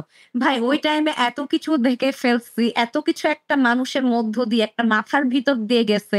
ওই টাইমে একটা মেয়ে বা একটা মানুষ সে হচ্ছে যে কি বলতেছে না বলতেছে সেটা নিয়ে হচ্ছে যে লোকজন কি করলো? যে একটা মানুষকে জাজ করে বসলো। তাও কি মানে নিয়ে যাচ্ছ? পুর দেখো যেই ছবিগুলা নিয়ে ওরা এগুলা করছে, এই ছবিগুলা কিন্তু এই জুলাই 16 তারিখ থেকেই আমার প্রোফাইলে ছিল এবং আমি তো আমার প্রোফাইল সবসময় পাবলিক ছিল। কারণ আমি লেখালেখি করতেছিলাম। তখন কোথায় ও কখন কোন জায়গায় আন্দোলনে আসবো, কি করব, হ্যাঁ, কোথায় আজকে কি প্ল্যান, তখন তো আমি হ্যাঁ, ওগুলা লিখতেছিলাম। ও হ্যাঁ, তো আমার আইডি তো আজীবনই পাবলিক। এই ছবিগুলো আমার ওই সিগারেট খাওয়ার ছবি আজীবনই ছিল। আমার প্রোফাইলে ছিল। আমার আপলোড করা ছিল। ও তো সেগুলাকে জুলাই গেল, জুলাই কেউ টানলো না, অগাস্টে কেউ টানলো না। সেনাবাহিনীর সাথে রেপ কেসের মতো একটা ক্যাচাল যখন হইলো, তখনই আমার যাবতীয় কাজ, আমার যাবতীয় জীবনকে জাজ করা হয়ে গেল মানে একটা ছবি দিয়ে। ফ্ল্যাট শেম আমার করা শুরু হলো। কোনো স্লাট শেমিং, লাইভ থ্রেট থেকে শুরু করা এমন কিছু নাই করে না। এবং এই যে বলো না, আমার একটা জিনিস ভালো ছিল যে আমি যখন চিৎকার করতেছি, ওরা যখন রাতারাতি আমাকে সর্বোচ্চটা বলছে, ওটাও আমার যেমন লাগে নাই। আমার এরপরে গালিটাও আসলে লাগে নাই। কারণ আমার জায়গা ছিল তো আলাদা। আমার জায়গা ছিল যে আমি ট্রিগার্ড ভাই। আমি এটা হতে দিতে পারি না। এটা হ্যাঁ, নরমাল না। যেটা করতেছো এটা নরমাল না। এবং আমি আমার জায়গা থেকে আমি নরমাল নাটা বলবো। এটা তুমি যা ইচ্ছা করো। আমার কিছু করার নাই। হ্যাঁ, তো তো ওই এই জায়গায় জন্য হচ্ছে যে তুমি মানে আমি আবার দাম ব্যাপারটা করতে বোঝাতে চাচ্ছি হচ্ছে জুলাই থেকে আগস্ট পর্যন্ত বা মানে ওই এতগুলো দিনে এত ঝামেলা হইছে। মানে এত কিছু নিছো, হসপিটালে ছিলা, পা ভাঙছে, মাইর খাইছো, মানুষজনের সেবা করছো। তারপরে হচ্ছে যে একটা প্রতিবাদ করতে গেছো রেপ কেস নিয়ে ঐদিন মানে রেপ কেস তো আমাদের কাছে অনেক মানে সেনসিটিভ একটা ইস্যু। বিশেষ করে আমরা মেয়েরা ড্যাবো কিসের হ্যাঁ আমরা ফুল মেয়েরা ও হচ্ছে যে আমাদের কাছে তো শুনলে অবশ্যই সেন্সিটিভ। আমরা মেয়েরা শুনলে কেউ রেপ হয়েছে শুনলে আমরা এই ব্যাপারটা ফিল করতে পারি বিষয়টা। হ্যাঁ যে এটা তো আমাদের কাছে খুবই সিরিয়াস একটা ইস্যু। একজন পুরুষ যেভাবে চিন্তা করতেছে বা ব্যাপারটা বুঝতেছে রেপ হইছে, এ মানে ও কিন্তু আমাদের মতো করে ফিল করতেছে না বা আমাদের হচ্ছে যে চাহনি থেকে দেখতে পারতেছে না বা দেখতেছে না। যে আমরা কি ফিল করতেছি। তো ওই টাইমে তো আমি যা ইচ্ছা তাই বলব। আমি তো কথা বলব ওই টাইমে ভাই। একটা মানুষের নামে ৩টা হচ্ছে যে বা ইয়া তাও আছে। দেখো আমি আমি যাচ্ছি তাই এটা বলছি লেজিট 5.5 ঘন্টা পর মারছি আপু। হ্যাঁ, আমি বিকাল 5টায় ওখানে ঢুকছি। 4:30টায় নাকি 5টায় ওখানে ঢুকছি। রাত্রি 11টায় আর্মি আসছে। এই সময় অবধি আমি শুধু পুলিশকে বলতেছি মামলা নেন। একটুই কথা মামলা নেন। 3টা ভিকটিম। আপনি মামলা নেন। মামলাটাই নিবে না। ও মানে নিবে না মামলা। ও বলতেছে ও না নেয়ার ও কি বলতেছে ওর মামলা? মামলা নিবে না কারণ এটাই ওর তো। থানার মামলা না। ঘটনাস্থল অন্য থানা। ঘটনাস্থল কোন থানা? যাত্রাবাড়ি থানা। যাত্রাবাড়ি থানা হচ্ছে বাংলাদেশের ধ্বংসস্তূপ হয়ে যাওয়া থানাগুলোর মধ্যে একটা। হ্যাঁ, যে যাত্রাবাড়ি থানা এখনো পুলিশের মধ্যে রিফর্ম চলতেছে। এখনো যাত্রাবাড়ি থানা প্রপারলি কাজ করা শুরু করতে পারে নাই। হ্যাঁ, হুম কারণ ওইখানে পুলিশগুলা সবচেয়ে বেশি মানুষকে মারছে এবং ওইখানের মানুষজনগুলা পুলিশ মাইরা যেরকম পুলিশকে চুলায় মারছে। রাখছিল। হ্যাঁ চুলায় দিছিল। হ্যাঁ, হ্যাঁ, হ্যাঁ, হ্যাঁ, হ্যাঁ, হ্যাঁ, হ্যাঁ। যাত্রাবাড়ি সবচেয়ে ওই বেশি সময় মানে যাত্রাবাড়ি থানায় ইয়াস্টিক। তালা। যাত্রাবাড়ি থানায় কিছু নাই। যাত্রাবাড়ি থানাকে তালা দেওয়া। তাইলে আমি থানায় তো মামলা করতে পারছি না। তাইলে আপনি মামলা নেন। হ্যাঁ মামলা নিবে না। এরপর এখন আমার ভিকটিম বলতেছে যে আমি মামলা নিতে পারি আর না পারি ওর স্টেটমেন্ট লাগবে। আমি ওর স্টেটমেন্ট চাই যে ওইটা করছে। তো 3জন ভিকটিমই তাই বললো। এবার পুলিশ বলল ঠিক আছে। মামলা যেহেতু আমরা নিতে পারতেছি না, তাইলে আপনাদের ভিকটিম যদি স্টেটমেন্ট ডিমান্ড করে তাইলে আমরা স্টেটমেন্ট নিয়ে দিচ্ছি। এর মাঝখানে আরো পুলিশ যখন বলছে মামলা নিবো না, তখন আমি বলছি ঠিক আছে তাহলে ওকে দিয়ে দেন। তাহলে ছেড়ে দেন। পুলিশ বলছে না আপা ছেড়ে দেওয়া যায় না। ছেড়ে দিলে বাইরে প্রায় 2000 মেয়ে আছে। আরে ওইদিন হচ্ছে রাজুতে ওই যে মৌমিতার ধর্ষণের আরে ইয়ে ছিল শুনে একটা মেয়েরা রাত দখল করো। রাত দখল করার প্রোগ্রাম ছিল। হ্যাঁ। ও হ্যাঁ, ওখানে তো অনেক মেয়ে, মোটামুটি ঢাকা শহরের মোটামুটি যারা আসতে পারে সবাই চলে আসছিল ওখানে। তো উনি বলতেছিল যে বাইরে বের হলে প্রত্যেকটা মেয়ের একটা একটা চড় খাইলে ওখানে মরে যাবে, এটা মব জাস্টিস হয়ে যাবে, আপা থানায় নিয়ে আসছেন, এখন এটা পসিবল না। দেখো কি বলা হয়েছে, আমি মব চাইছি, মব জাস্টিস আমি চাইছি, অথচ ওকে থানায় আমি নিয়ে গেছি, কারণ ওকে পাইছিল উদ্যানে। হ্যাঁ উদ্যানে যখন ওকে মাইর শুরু করছে, আমি বলছি মারামারি না, থানায় চলো, কারণ তখন মানুষ ছিল, তখন মেরে দিত। আমি ওকে থানায় নিয়ে এসেছি, ওইটা আমার নামে এলিগেশন আসছে যে আমি মব জাস্টিস চাইছি। তো পুলিশ যখন বললো যে মামলা নিবে না, এরপর আমরা যখন বললাম আমাদেরকে দিয়ে দেন, পুলিশ বলে সেটাও পারবে না, তাহলে সেটা মব জাস্টিস হয়ে যায়। তাইলে বললাম যে আমার ভিকটিম এখন স্টেটমেন্ট ডিমান্ড করে, এখন আপনি কি করবেন? তো বললো হ্যাঁ, ওর যত যা স্টেটমেন্ট সব থানার মধ্যেই নেন। আর হচ্ছে এর মাঝখানে পুলিশ আমাকে ডেকে বলতেছে যে ফার্স্টে আমাকে ডেকে বলছে যে আপনি ওর স্টেটমেন্ট থানায় নেন, প্রেস ডাকলেও থানায় ডাকেন, অর্থদণ্ড নেন, আর হচ্ছে ওকে যদি মারতে ইচ্ছা করে এই ভিকটিম 3-4 জন আর আপনারা সহ ওকে না হয় থানার মধ্যে 10 মিনিট মাইরেন, 8-10টা মেয়ের মায়ের খেয়েও মরবে না, বাইরে এতগুলো মানুষের মায়ের খেয়েও মরে যাবে। That's what police said. এই ভাই That's what police said. আর্মির সাথে আমার কথাটা কি নিয়ে হচ্ছিল, তুমি যদি ক্লিপটা সাউন্ড ছাড়া শুনে থাকো দেখবা যে সে বারবার আমি বলতেছিলাম ওয়েট ইটস মাই টার্ন, কারণ আর্মি বারবার বলতেছিল আপনারা চাচ্ছেন সবাই মিলে মারবেন, এটা হয় না, এটা আইনত না। আমি বলতেছিলাম যে না, আপনি ভুল বলতেছেন, আমরা চাই নাই মারবো, এটা পুলিশ বলছে আমাদেরকে যে আপনারা চাইলে 3 জন ভিকটিম আর 3-4 জন আপনারা মিলে ওকে 10 মিনিট মাইরেন, কিন্তু তাও ওকে বাইরে নিয়েন না। বুঝতে পারছো? এইটা হইছে পুলিশের কথা। তখন আমার একটা প্রপোজাল দিছে। আরেকটা কথা, মানে তার একদিন আগে এবং তার কয়েকদিন পরে আর্মি তো আবার হচ্ছে ছাত্রদেরকে পিটাইছে। হ্যাঁ, তো সেই আর্মি আবার হচ্ছে যে জনগণের কাছে হিরো হয়ে গেল। কিন্তু মানে আমাদের দেশের জনগণ বা আমাদের দেশের লোকজন, এই অশিক্ষিত মূর্খ লোকজন বুঝে না যে আর্মি তো হচ্ছে সিভিল সার্ভেন্ট। আমাদের হচ্ছে যে ট্যাক্স, মানে আমাদের বাপ দাদার হচ্ছে যে ট্যাক্স পেইং মানি দিয়ে হচ্ছে যে তারা চলতেছে। আর্মি তো আমরা চলতেছে, কেন হ্যাঁ। গালিগালাজ করতে পারবো না? ভাই হ্যাঁ, আর্মি কি? তাদেরকে তো ইয়া হ্যাঁ। করা আমাদেরই দায়িত্ব। আমরা কেন তাদের সমালোচনা করব না? পুলিশকে যেরকম গালিগালাজ করতে পারবো, আমরা আর্মিকেও গালিগালাজ করতে এটাই। পারবো। সমালোচনাও করছিলাম না, জানো, আমি ওখানে জাস্ট আমি ওখানে আর্মির সঙ্গে আমার বাকবিতণ্ডার কথাই না, কিন্তু ওই মুহূর্তে এমন একটা সিচুয়েশন যে 5 ঘন্টা পার হয়ে গেছে। তাকে প্রথমে কিন্তু গিয়ে ভিকটিম এবং অ্যাকিউজ ওরা আলাদা আলাদা করে গিয়ে পুলিশের কাছে স্বীকারোক্তি দিছে, যেখানে রেপিস্ট নিজেও স্বীকারোক্তি দিছে, মানে সাধারণ স্বীকারোক্তি যেটা এটা সে দিছে। হ্যাঁ। দেওয়ার পরে সব সামনে এনে তাকে বলতে বলা হয়েছে যে তুমি পুলিশকে কি বলছো এটা আমাদেরকে বলো, একটু পর মিডিয়া আসবে, মিডিয়ার সামনে তুমি এটা বলবা। তখনও উল্টা পাল্টা বলা শুরু করে, মানে পুলিশকে একটা বলছো, ওখানে আরেকটা বলে যে পুলিশ ওকে একটা চড় দিছে, যে আমাকে তো এটা বলেছেন, আমি বলেন নাই, আপনি এখন কেন এটা বলতেছেন, আপনি যেটা আমাকে বলছেন তাই বলেন। তো ও যখন এগুলা করতেছে তখন ওখানে আমরা বললাম যে তুমি তাহলে লেখো, কারণ মিডিয়ার সামনে যখন ওরকম বারবার স্টেটমেন্ট চেঞ্জ করবে আর আমরা যদি এপাশ থেকে ওকে চিন্তা করতে থাকি যে এটা তো এটা না, এটা ওইটা, তাহলে হবে যে জোর করে বলানো হয়েছে। ওর থেকে ওর লেখা স্টেটমেন্টটা ও গিয়ে পড়বে। সো এই জন্য ওকে আমরা স্টেটমেন্ট লেখাইতে বসাই না। স্টেটমেন্ট লেখা শেষ হয়ে গেল, যখন ও স্টেটমেন্টটা নিয়ে বের হবে ওই মুহূর্তে প্রায় 4-5 গাড়ি সেনাবাহিনী ঢুকলো থানায়।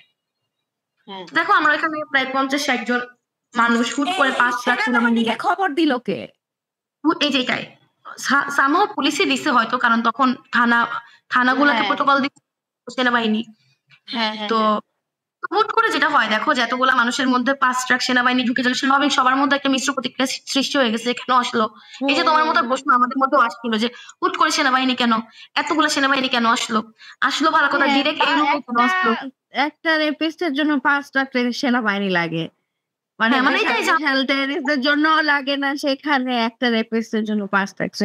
আমাদের মাথা তখন অনেক রকম প্রশ্ন করতেছে আসলে যে কি আসলে তাহলে কি হচ্ছে, যে কেন আসলো, মানে স্বাভাবিক না যে হুট করে এরকম একটা সিচুয়েশন আসলো। আসার পরে আমরা তাকে জিজ্ঞেস করলাম আপনি কেন আসছেন, সে বললো থানাটা হলে আসছে।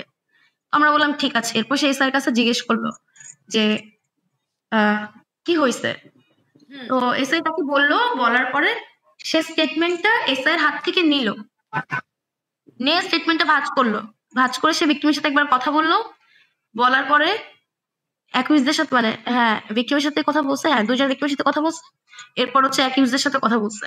বলার পরে সে স্টেটমেন্টটা পড়লো, পরে স্টেটমেন্টটা ভাঁজ করে হাতে নিয়ে বললো যে সে তো লিখিত স্টেটমেন্ট দিয়ে দিছে, তাইলে ওর মৌখিক স্টেটমেন্ট দেওয়া লাগবে না। সেনাবাহিনী এসে বললো। আচ্ছা, তখন আমি বললাম যে এটা আপনি কেন বলতেছেন, এটা কি হইলো, ওকে তো আমরা লিখাইতাম না, আর লিখিত স্টেটমেন্ট দিছে মৌখিক দিবে না মানে কি? থানায় প্রসেসটা শুরু হয়েছে, পুলিশের মাধ্যমে এই কাজটা হচ্ছে, আপনি হুট করে সেটা কেন বলতেছেন বা কেন দিবে না? যেখানে পুলিশ আমাদের মামলা নেয় নাই, আমরা ডিমান্ড করছি, পুলিশ রাজি হয়েছে, সেখানে সে লিখিত লিখছে, এখন সেটা প্রেস মিডিয়ার সামনে বলবে বা সবার সামনে বলবে, তা থানার গেটের মধ্যে থেকে, বাইরে না। কেন আপনি এখন করতে দিবেন না? বলো না লিখিত দেওয়ার পর তো আর কোনো স্টেটমেন্ট থাকে না। বললাম না আমার ভিকটিম ডিমান্ড করছে, যেহেতু আপনি দিবেন না, আমার ভিকটিম ডিমান্ড করছে, এটা এখন করতে হবে। এই নিয়ে যখন লেগে গেল, তখন আমি তাকে বললাম যে দেখেন আপনি যে কাজগুলো করতেছেন এগুলো একজন রেপিস্টকে সাপোর্ট করার মতো কাজ। হ্যাঁ, আপনি দেশের সর্বোচ্চ সম্মানীয় পোশাক পরে এই কাজ করতে পারেন না। আপনি এই পোশাক খুলেন, এই পোশাক খুলে আমাকে সরি বলেন, তারপর আপনি একজন রেপিস্টকে সেভ করার কথা বলেন। That's what I said. কিন্তু ক্লিপটা কাটা হয়েছে কি, আপনি পোশাক খুলেন তারপর আমাকে সরি বলেন। সেনাবাহিনী পোশাক খুলতে খুলতে পারবে না, ঠিক আছে। হ্যাঁ। তো এটা হচ্ছে আসলে। এরপর ধরো থানার বাইরে যখন গেলাম, এর মাঝখানে এসে আমাকে আবার ডেকে বলতেছে আপা প্লিজ আপনি অর্থদণ্ড নেন, যত টাকা মন চায় অর্থদণ্ড নেন, নিয়ে 3 জন ভিকটিমকে ভাগ করে দেন। এই যে আমার মাথাটা টাস করে ছিঁড়ে গেল, মানে 5.5 ঘন্টা পরে ও এটা কি বললো আমাকে। তুমি বুঝতেছো যে তখন তার ভাষা জ্ঞান থাকে, এবং ইন দ্য মিন টাইম ওই অ্যাকিউজড এর বন্ধু বান্ধব এসে ভিকটিম গুলাকে যেমনে মন চায় তেমনে প্রশ্ন করা, যাতা বলা, মানে যাতা রকম করে অ্যাটাক দেওয়া, আমাকে অ্যাটাক দেওয়া, তোমার কিছু না তুমি কেন ঢুকছো।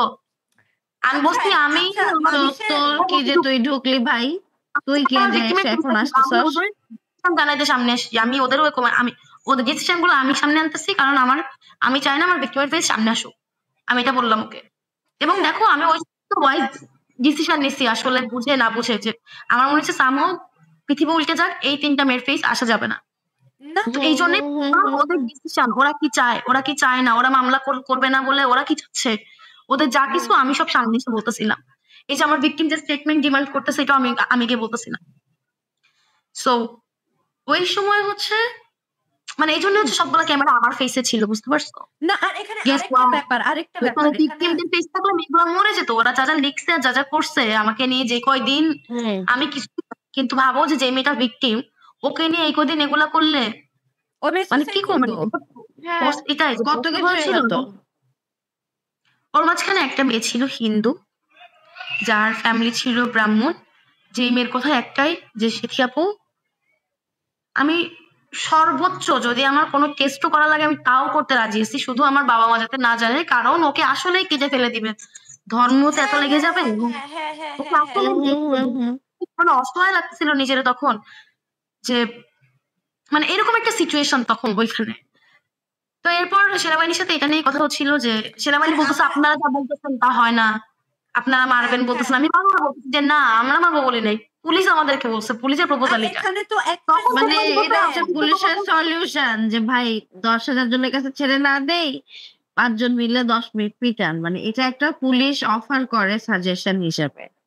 এটাই তো হাস্যকর, মানে কোনো সাজেশন কিন্তু দিচ্ছে না। 4 জন ভিকটিম আমাকে যখন ফার্স্ট এটা বলছে, আমি 3 জন ভিকটিমকে নিয়ে আবার ওনার সাথে বাইরে এসেছি, পরে উনি আমাদের 4 জনকে একসাথে মিলে এটা বলছে, এন্ড উই অল এগ্রিড যে ঠিক আছে, মামলাও দিতে পারতেছি না, কিছুই হচ্ছে না, আসলে স্টেটমেন্টটা তো নেই, এবং একটা আন্দোলনও হচ্ছে। সো এখানে আমার প্রশ্নটা হচ্ছে যে মানে ওই টাইমে যদি সে হচ্ছে যে একটা স্টেটমেন্ট দেয়, ভিডিও স্টেটমেন্ট দিলে আর্মির কি বালটা ছিঁড়া যাচ্ছে, মানে ওনাদের সমস্যাটা কোথায়? ওই পোলা যদি ভিডিও স্টেটমেন্ট দেয়, আমরা মব চাচ্ছি তা হয় না, আমি মব চাচ্ছি। তুমি তো মব চাচ্ছ না, তুমি তো বরঞ্চ বললা মব না বলে তুমি তো পুলিশে নিয়ে আসলা।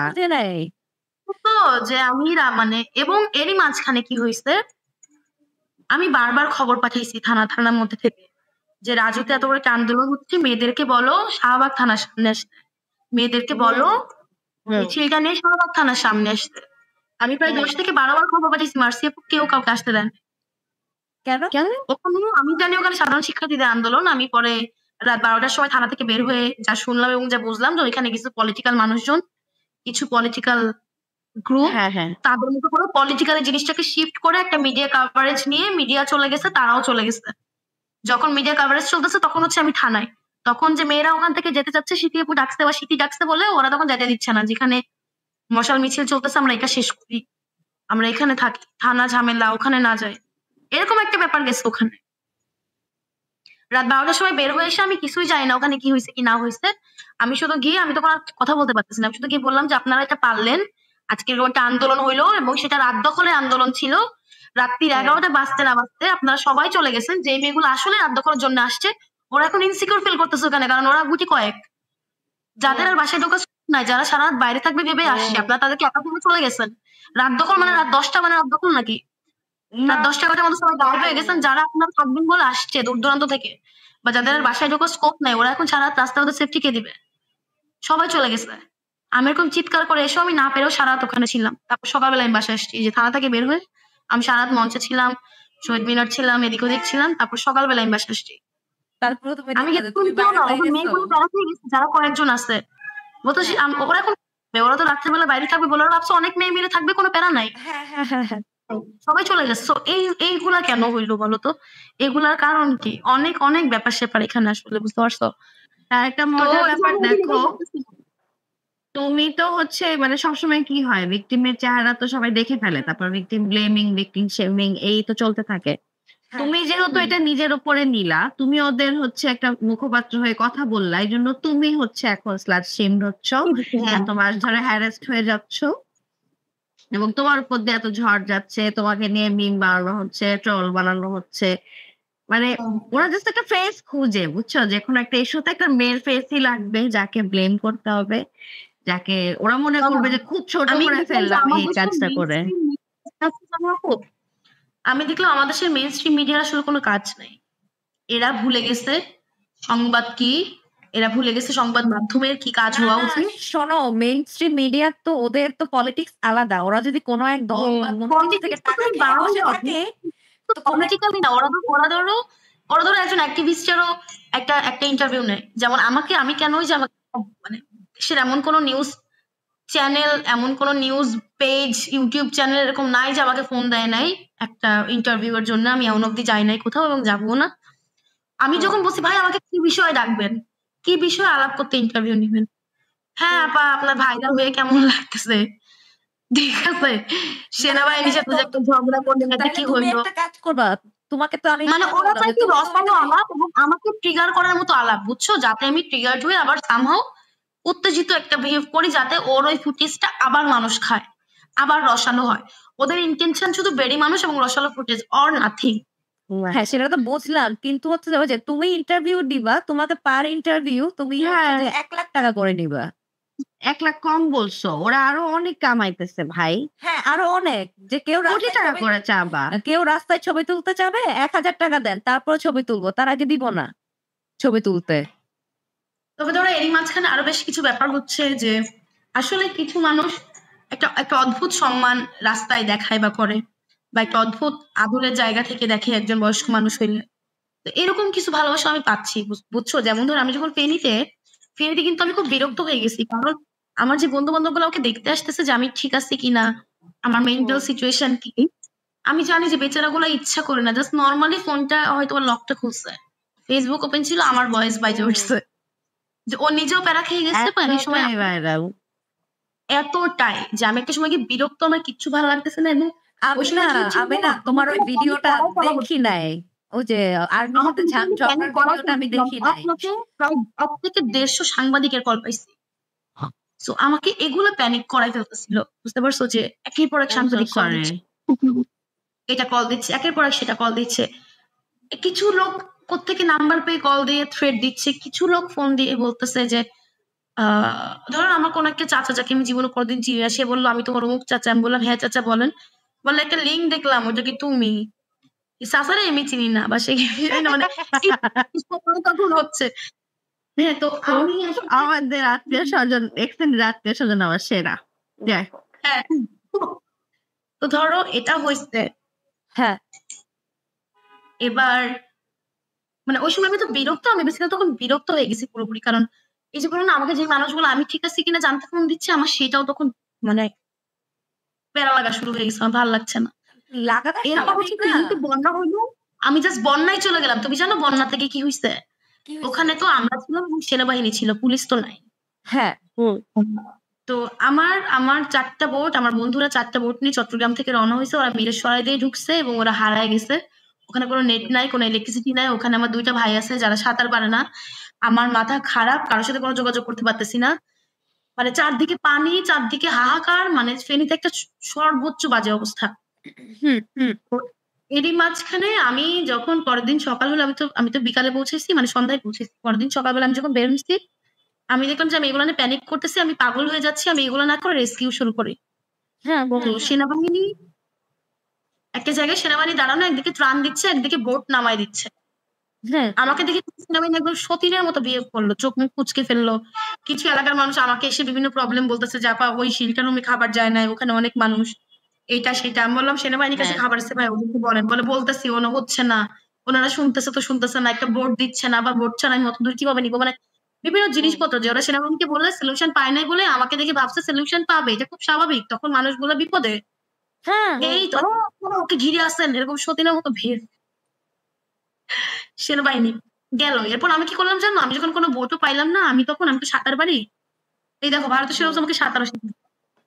তো আমি সাঁতরে প্রায় ২১ মিনিট সাঁতরে গ্রামের মধ্যে ঢুকে একটা করে মহিলাকে কাঁধে করে আর একটা লাইফ জ্যাকেট পরায় একটা করে মহিলাকে আমি কাঁধে করে পার করতেছিলাম। আবার ২১ মিনিট সাঁতরে। ইন দ্য মিন টাইম আমার পাশ দিয়ে সেনাবাহিনীর বোটও গেছে, রেস্কিউ টিমের বোটও গেছে। রেস্কিউ টিম বোটের মধ্যে ধরো বোটের ক্যাপাবিলিটি ১৫ জন মানুষের, ওরা ১৩ জন ভলান্টিয়ার একটা গ্রামে ঢুকতেছে বোট নিয়ে। ২ জন মানুষ রেস্কিউ করে। What the তো গেল। fuck? মানে এটা তো আছেই, মানে ওদের বুদ্ধি।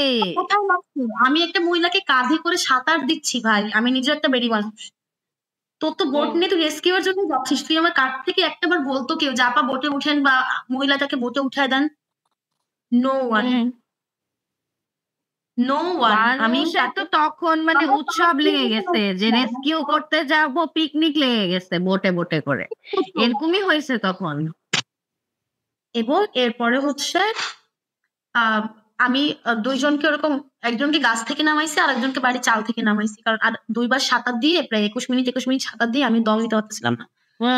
এরপর হচ্ছে আমি যখন ফিরতেছি, আমি একটা কুকুর দেখে, আমার কাছে তো আরেকটা এক্সট্রা লাইফ জ্যাকেট আছে যেটা আমি নিয়ে ভেতরে গিয়ে একজনকে পরাই দিচ্ছি, ওটা আমি বেঁধে নিয়ে আসতেছি।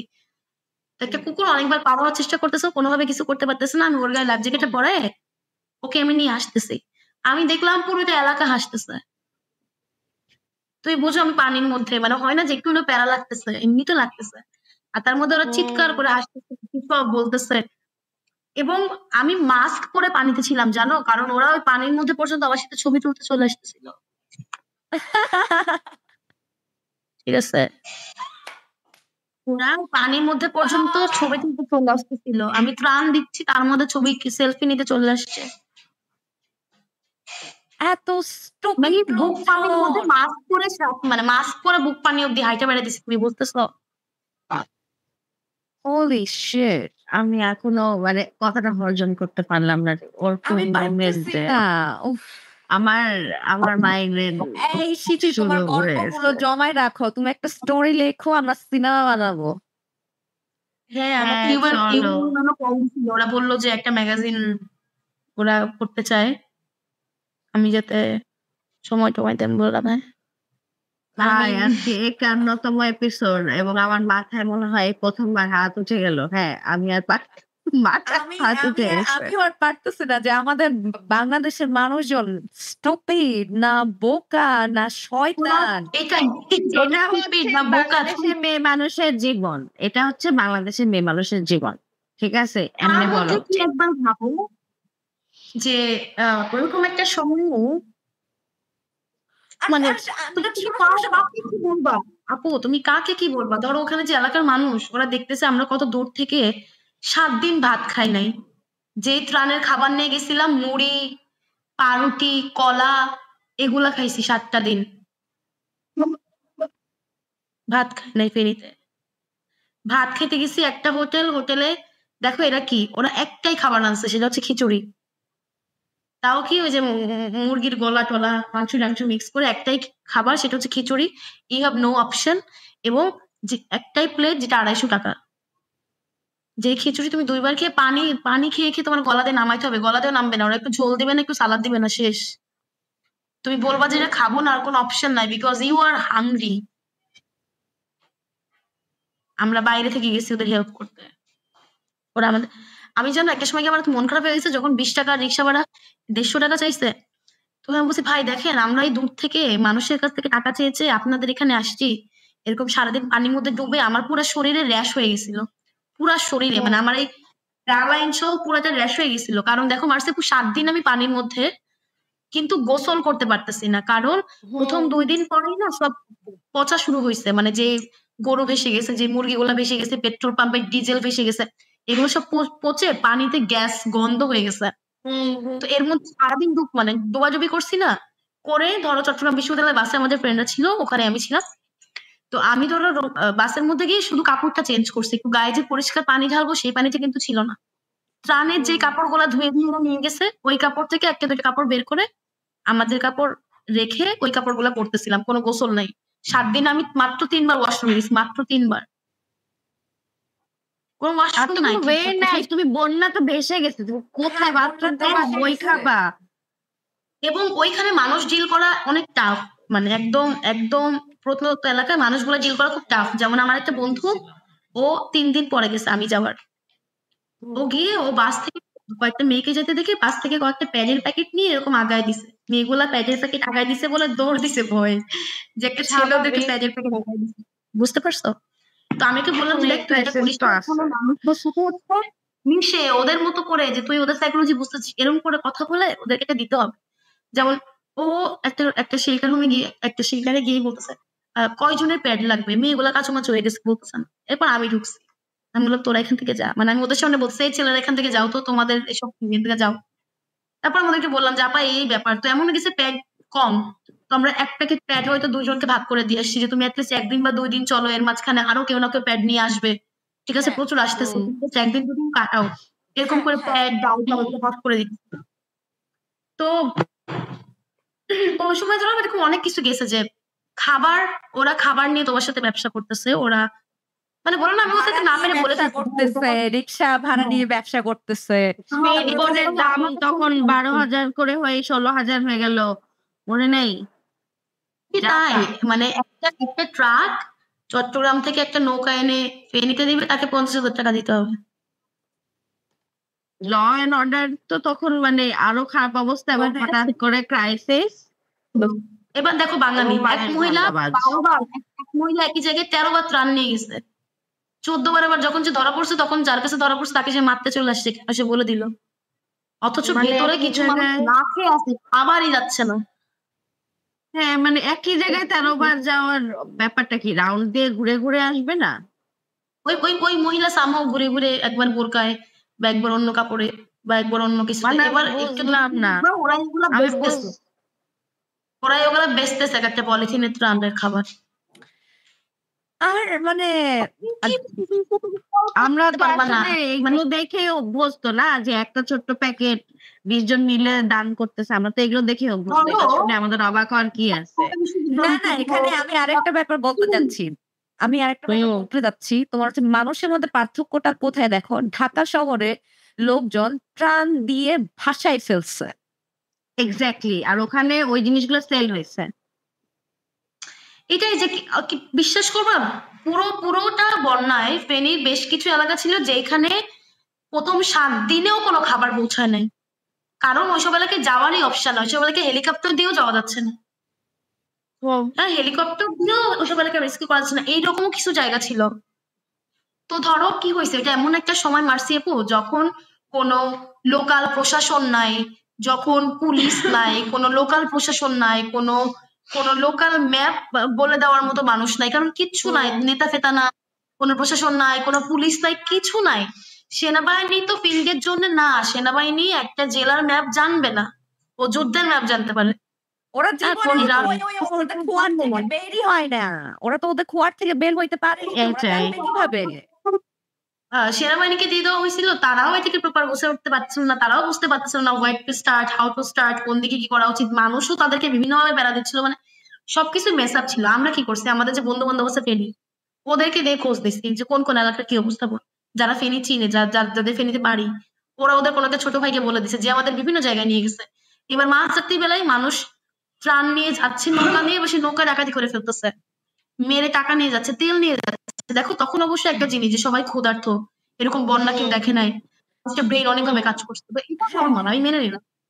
পিএসসিতে ভরে ভরে মানে পাইলের পর পাইল ত্রাণ নষ্ট হয়েছে, কারণ শুধুমাত্র হচ্ছে ট্রাক আলারা দাম বাড়ায় দিছিল, যে হ্যাঁ, এই নিয়ে যে এটা যাওয়া ট্রান্সপোর্ট করার অবস্থা নাই।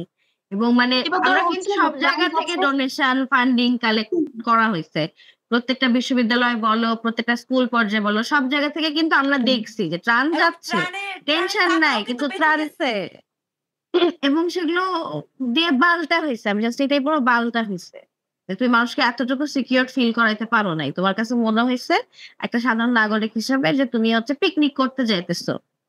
এবং বিশেষ করে আমার তো কষ্ট হয়েছে, আমি একে তো মেয়ে খুব কম দেখছি ইন্টার জায়গায়, যেগুলো মেয়ে দেখছি ম্যাক্সিমাম ট্রিপে আসছে, এরকম যে ট্রিপে ঘুরতে আসছে।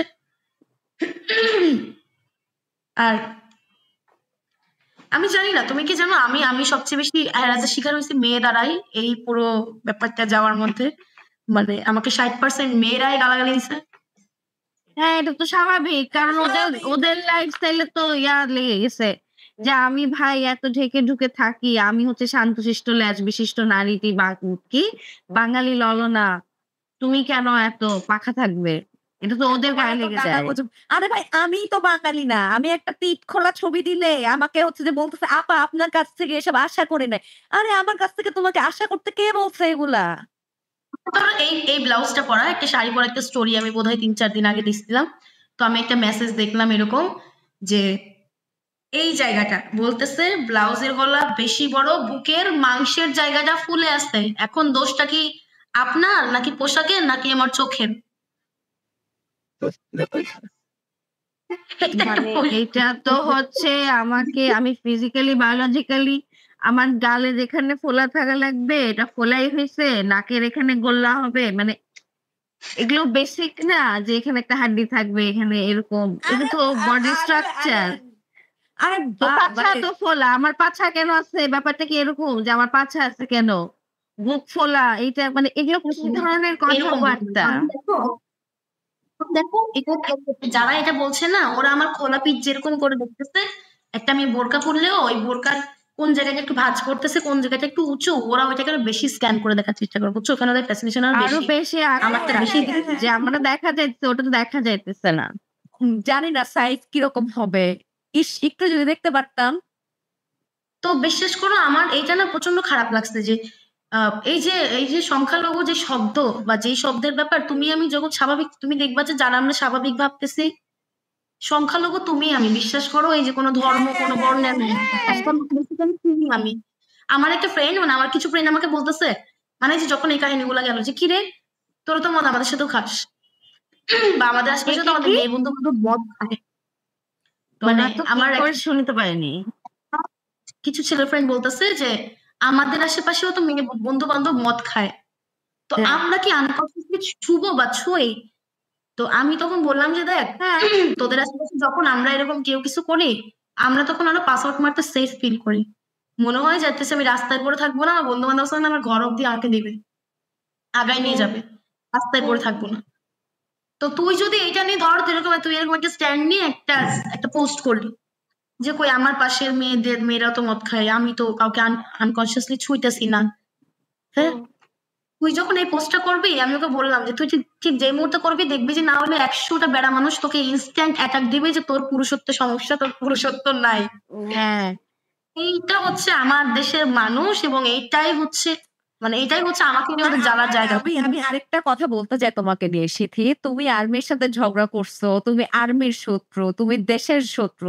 তোমার সাথে আবার লোকজন হচ্ছে রাস্তাঘাটে সেলফি কেন তুলতে চায়? বা তোমার হচ্ছে যে বুকের কিরকম, তোমার পিঠ কিরকম, এইসব কেন দেখতে চাই ভাই? সমস্যা জানো কি? আমার আসলে রাষ্ট্র নিয়ে একটা খারাপ লাগার জায়গা হচ্ছে, দেখো আন্দোলনটা যাই হয়েছে যাই করছি, আমি আমার দেশের জন্য সর্বোচ্চটা করছি, মানে যাই আমি করছি, তোমার জায়গা আমি থেকে তুমি যা করার যে আমি হয় মরবো নয় আমার দেশ, এরকম একটা জায়গা ফিল করে করছি। হ্যাঁ। তো ধরো এত কিছুর পরে আমার এই ঘটনাটায় একটা আর্মির জাতীয় পুরস্কার পেয়ে যাওয়া, তুমি বুঝতেছো? জাতীয় পুরস্কার পেয়ে যাওয়া মানে এই ঘটনা ওই জাতীয় পর্যায়ে অব্দি পৌঁছাইছে। What's that mean? যে তুমি একজনকে জাতীয় পর্যায়ে অব্দি পৌঁছে যাওয়া একটা ম্যাটার নিয়ে তুমি একজনকে জাতীয় পুরস্কার দিয়ে দিলা, কিন্তু অপোজিটে একজন রাষ্ট্র থেকে কি এটা খুব নর্মাল আমার চাওয়া হইতে পারে না যে যে কারণে সে পুরস্কার পাইছে ওই কারণটাও একটু বিশ্লেষণ করা হোক বা ঘটনাটাও একটু কেন বিশ্লেষণ করা হোক? ওয়াই কেন ওকে একটা মেডেল দিতে হবে? আর্মি জেনারেল কেন ওকে মেডেল দিবে? মানে ও কোর্সটা কি আচ্ছা, করে? ধরো ধরো ধরো পুরুষতন্ত্র প্রতিষ্ঠা করে গেছে, ও পুরুষতন্ত্রটা না, ধরো এটা পাইলো করে গেছে, এজন্য মেডেল পাইছে। ধরো আমি একজন পুরুষ মানুষের, আচ্ছা একটা বেড়ি মানুষের 1 ঘন্টা সামলাইছি বলে একটা বেড়া একটা রিওয়ার্ড পেয়ে গেছে, ফাইন, আমি এটা মেনে নিলাম। তাও জাতীয় পুরস্কার, বুঝো তো, জাতীয় পুরস্কারটা যেমন পাইলো আমি এটা যেমন মেনে নিছি, একসঙ্গে তো আমি এক্সপেক্ট করবো যে যে ঘটনার জন্য এই লোক পুরস্কার পাইছে ওই ঘটনাটার একটু বিশ্লেষণ আসুক। হ্যাঁ, যে অমুক একটা ঘটনা ঘটছে, ওই ঘটনা এই সেনাবাহিনী অমুক করে সামাল দিছে, এই জন্য তাকে পুরস্কৃত করা হয়েছে এবং ঘটনাটা এরকম ছিল, ঘটনাস্থলটা এরকম ছিল। এরকম হওয়া উচিত না দুইটা সাইড? হ্যাঁ, তুমি জাতীয় পর্যায়ে অব্দি তো চলে গেছে, জাতীয় পর্যায়ে অব্দি আমার ঘটনাটা চলে গেছে, হ্যাঁ, যে একজন পুরস্কার পেয়ে গেল, কিন্তু এই ঘটনা নিয়ে কেন ঘটনাটাই তো ক্লিয়ার জানে না কেউ। করলো না? ঘটনাটাই কেউ জানে না, শুধু জানে যে আর্মি ধৈর্যের পরীক্ষা দিছে, এক বেড়ি মানুষ গায়ে লাইছে, ঠিক আছে, আর্মি সেরা আর্মি। ওই যে ইটস মাই টার্ন নাও, এই শব্দটা ছাড়া তোমার মুখ Wait, থেকে wait, বাইরে wait, কেউ it's কিন্তু my বলতে turn. পারবে না। হ্যাঁ, এটাই। এই কথাটা ছাড়া তো কেউ বলতে পারবে না যে সিথি ওই পুরাটা সময় কি বলে আসছে। সবাই তো হচ্ছে, আমি দেখলাম এআই দিয়ে তোমার মুখে খাবার দিতেছে যে তুমি এত শুকনা, তুমি শাহবাগী, তোমার জামা এরকম হচ্ছে, কি শাহবাগী মেয়েদের কাজল এবার থ্যাবড়ানো থাকবে, আমার গায়ে ঘামের গন্ধ দুর্গন্ধ এখন থাকবে। এখানে একটু আমাকে এক্স্যাক্টলি, মজার হ্যাঁ, কথা। গোসল করো না। দেখো এখানে চূড়া আমাকে একটা মজার জিনিস বলছিল, ওই দিন আমরা ইউএন এর একটা সেমিনারে ছিলাম, তো চূড়া বললো যে হচ্ছে দেখো যে সময় আন্দোলন করতেছে, আমি জানি না কয়জন সমন্বয়ক ডাকলে কয়জন মানুষ আসছে, আমি তো কোনো সমন্বয়ক না কিছু না, কিন্তু এক সাইজ ল্যাবে দাঁড়াইলে আমার সাথে ১৬০০ মানুষ একসঙ্গে এক মিছিল হয়ে গেছে। ওই সেই জুলাইয়ের ১৫-১৬ তারিখ থেকে, যে ১৮ তারিখে ঢাকা বিশ্ববিদ্যালয়ের মধ্যে মিছিল প্রথম আমি নিয়ে ঢুকছি, যখন ঢাকা বিশ্ববিদ্যালয় পুরো ঘিরে আসছে পুলিশ। তো ধরো ওই সময় পরে আল্লাহ, আমার গলা, আমার প্রচুর, এই যে আমি বাতাসে আসছি, আমি মানে কালকে সারাটা রাত জার্নি করে আসছি, মানে আমি এখন অব্দি এই যে তোমাদের সাথে কথা বলে তারপর ঘুমাবো। সরি। তো হচ্ছে এই যে সময়টা গেল না, বা এই যে জায়গাটা গেল, এই জায়গায় মানে তুমি কি দেখো আসলে দেশকে? তুমি দেশকে দেখো? তুমি দেশের কিছু দেখো? মানে আমি দেখি না।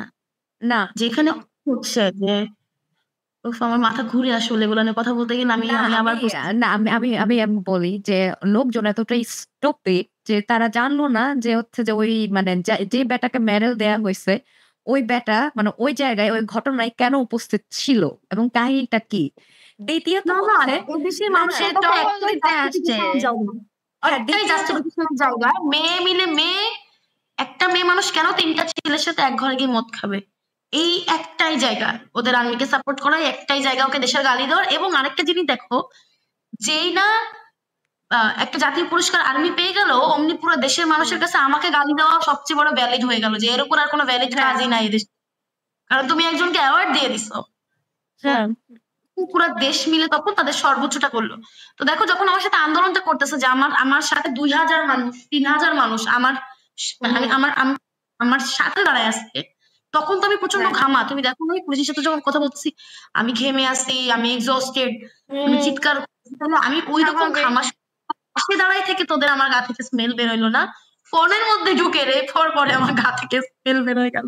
না, এখানে আমি হচ্ছে যে লোকজনকে যেটা বলতে চাই সেটা হচ্ছে যে আমাদের দেশে যে আর্মি জেনারেল শেখ হাসিনাকে পালাইতে সাহায্য করছে, যে আর্মি জেনারেল হচ্ছে যে তোমার মানে পোলাপাইনকে মারছে বা হচ্ছে যে ওই টাইমে হচ্ছে যে একটা সাডেন টাইম বলতে আর্মি সরকারকে সাহায্য করেই গেছে, সরকারকে তো সহায়তা করে গেছে, সেই আর্মি জেনারেল আবার হচ্ছে যে পরে বাহাবা পেয়ে গেল যে হচ্ছে যে একটা মেডেল দিয়ে।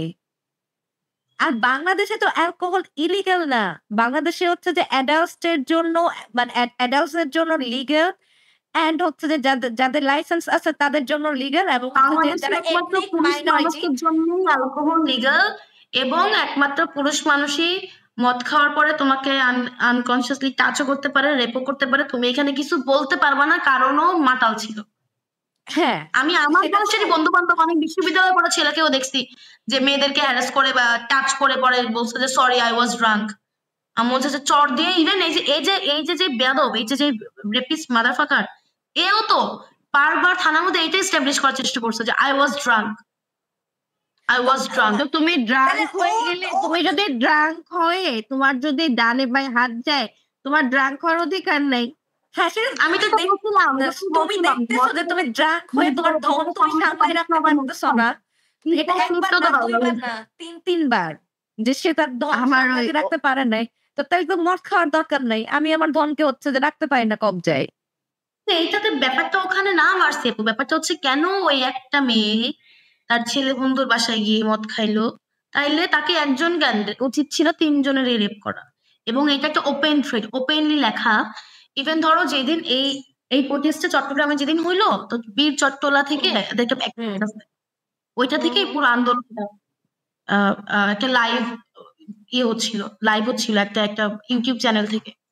তো ওইখানে আমি দেখলাম একটা ইউটিউব নিউজ চ্যানেল যেখানে একটা লোক ডিরেক্ট লিখছে, নামটা আমি ভুলে গেছি কিন্তু আমি স্ক্রিনশটে রাখছিলাম, যে তোরা ওই মৌমিতার আন্দোলনে নামছিস, তোদেরকেও মৌমিতার মতো করেই খাওয়া উচিত। মজা আর মজা, মানে তুমি আমার পুরো লাইন প্রত্যেকটা শব্দ আমার মনে আছে। তুমি বুঝতেছো যে তোমার দেশে মানুষগুলো আমরা ওপেনলি লিখতে এদের পারে। মধ্যে বুঝি না, ওপেনলি লিখতে পারতেছে না, তুমি দেখতেছো তোমার আশপাশ দিয়ে প্রতিদিন যখন চলো এইটাই মানে দেখতেছে। এক্স্যাক্টলি। তো ধরো এই যে আমাকে ওদিন ডাকছিল যে সাইবার সিকিউরিটি আইন নিয়ে, সাইবার সিকিউরিটি আইন তো বাদ হয়েছে, এটা রিফর্ম হবে, নতুন সাইবার সিকিউরিটি আইন, নারী বান্ধব আইন হবে। তো এটা নিয়ে আমাকে ডাকছিল ওই দিন। তো আমি পরে বললাম যে দেখেন এই দেশে যে আইন ছিল, দেখো এই আইন ছিল কি তোমার কণ্ঠ রোধ করা আইন, এটা তো এটাই ছিল যে তুমি দেশের সরকারকে নিয়ে কিছু বলতে পারবা না, ঠিক আছে, মানে তুমি সরকারকে নিয়ে কোনো কিছুই নিয়ে কোনো কথা বলতে পারবা না। এবং সেটাই হয়েছে যে একজন কার্টুনিস্টকে তুমি একজন আর্টিস্টকে ধরে নিয়ে যাচ্ছ সাইবার সিকিউরিটি হামলা দিয়ে, একজন কলামিস্টকে নিয়ে মেরে যাচ্ছ, তোমার ফেলতেছো যারা মন চাচ্ছে তুমি সবাইকে। হ্যাঁ তুমি যাকে থ্রেট ফিল করতেছো, মেরে দিচ্ছ নয় ধরে নিয়ে যাচ্ছ, মানে কিছু না কিছু করতেছো। কিন্তু এই দেশে একটা একটা এন্টারপ্রেনার একটা উদ্যোক্তা একটা মহিলা তার একটা প্রোডাক্ট দেখাইলেও তার ওখানে গালাগালি শুনতে, ওখানে কমেন্টের মধ্যে হাজারটা গালি আসে, হাজারটা নোংরা কথা আসে। তাহলে একটা মহিলা সাবান বিক্রি করতেছে, সেই সাবান দিয়ে খেঁচা যায় কিনা সেই কমেন্ট চলে আসে। ভাই এই দেশের মানুষজন তো মানে আমি জানি না। এইটা যে তুমি ধরো যে ওই সময় এই এত বছর তোমরা এটা পারছো যে বঙ্গবন্ধুকে না কিছু লিখলে তোমার বেঁচে কেটে দিবে, তুমি এই জন্য এত বছর তাকে নিয়ে কিছু একটা লেখা বা দেশে একটা বাজে জিনিস হচ্ছে এটা নিয়ে লেখার আগে 10 বার ভাবছো, লেখো নাই। কিন্তু একটা মেয়ে মানুষকে যেখানে সেখানে যা মন চাচ্ছে, তোর স্পার্মশালা ব্রেনের কোন জায়গায় Exactly. একদম হাত কাঁপতেছে না, কারণ ওরকম কোনো আইন নাই। তোমার গাইলা কি তোমার রেপ করে উড়ায় ফেলুক, মানে সাইবারে ওসব বালছাল লিখে কিচ্ছু নাই, একবার এরকম হাত action নাই কাঁপাচ্ছে এটার প্রতি। কারণ ছাড়া ভিত্তিহীন একটা লাইন লিখলেও আমি জেলে যেতে পারি, আমার সাথে বাজে হইতে পারে, আমি সাইবার সিকিউরিটি মামলা খাইতে পারি, এরকম নাই তোমার আমার দেশে, এটা হয় নয়। আর উল্টা তোমার আমার দেশ থেকে বিভিন্ন ইয়ের সঙ্গে মেয়েটার সাথে আলাপ করে বাংলায় যে গালিগুলা সেগুলো বন্ধ করা হয়েছে, যে বাংলায় গালিগুলা ডিরেক্ট লিখলে হয় না, মেয়েটা ওগুলাকে পড়ে ফেলে ওগুলাকে নেয় না।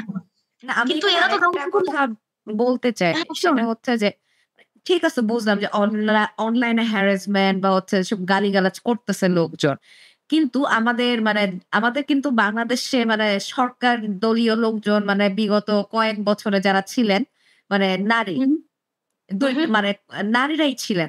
তো যারা যারা হচ্ছে নিজের দেশের নারীদের হচ্ছে যে মানে রেপ কেস, মানে আমাদের বাংলাদেশে রেপ কেস কখন বেশি হয়, কখন রেপ হয় বেশি, যেদিন হচ্ছে ভোটের দিন ওই দিন বেশি রেপ হয়। এটা যারা হচ্ছে পত্র-পত্রিকায় কাজ করে তারা জানে। কিন্তু এটা দেখো, জনগণের সামনে আসে না। হ্যাঁ। তো হচ্ছে তোমার তুমি রেপ কেসের কয়টা তোমার হচ্ছে যে হইছে, সলভ হইছে? যে কয়জন শাস্তি পাইছে? শক্ত কোনো আইনই তো নাই। তুমি তো শক্ত কোনো বললে না আইনই এই নাই। কথা যে তুমি তো ভয় পাচ্ছ না, তোমার মধ্যে ভয় নাই। ঠিক আছে, ছোটবেলায় কি হইতো, বাপ মা হচ্ছে আমরা ওদেরকে বলতো মিথ্যা কথা বলবা না। কেন মিথ্যা কথা বললে আমাদের একটা ভয় থাকতো, বাপ মা একটা মাইর দিলে। হ্যাঁ, আমাদের মধ্যে একটা ভয় থাকতো। ঠিক আছে, তোমার বাপ আমার মায়ের হাতে আমার মাইর খাওয়া যাবে না। হ্যাঁ, এই মাইর খাওয়ার ভয় ছিল বঙ্গবন্ধু দেশ নিয়ে লিখলে, এই মাইর হ্যাঁ। খাওয়ার ভয় ছিল একটা মেয়েকে নিয়ে কারণ ছাড়া যাতা তুমি লিখতে পারো না, ওই মেয়ে তোমার বাপের সম্পত্তি না। না।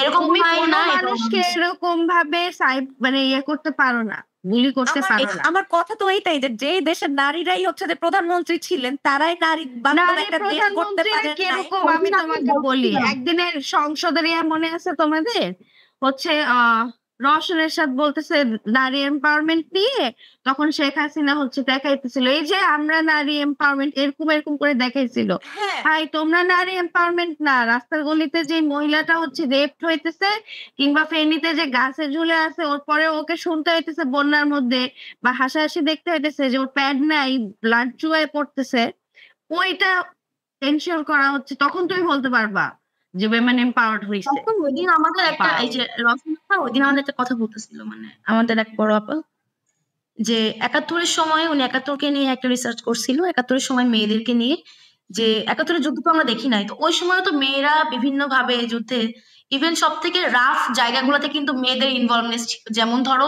স্পাইং করা, কোন দিক দিয়ে আসতেছে, কোন দিক দিয়ে কোন গাড়ি যাচ্ছে, কোন ঘাঁটি বানাচ্ছে, এগুলার কোনো রিস্কের কাজগুলা মেয়েগুলাই করতো, মেয়েরাই করতো।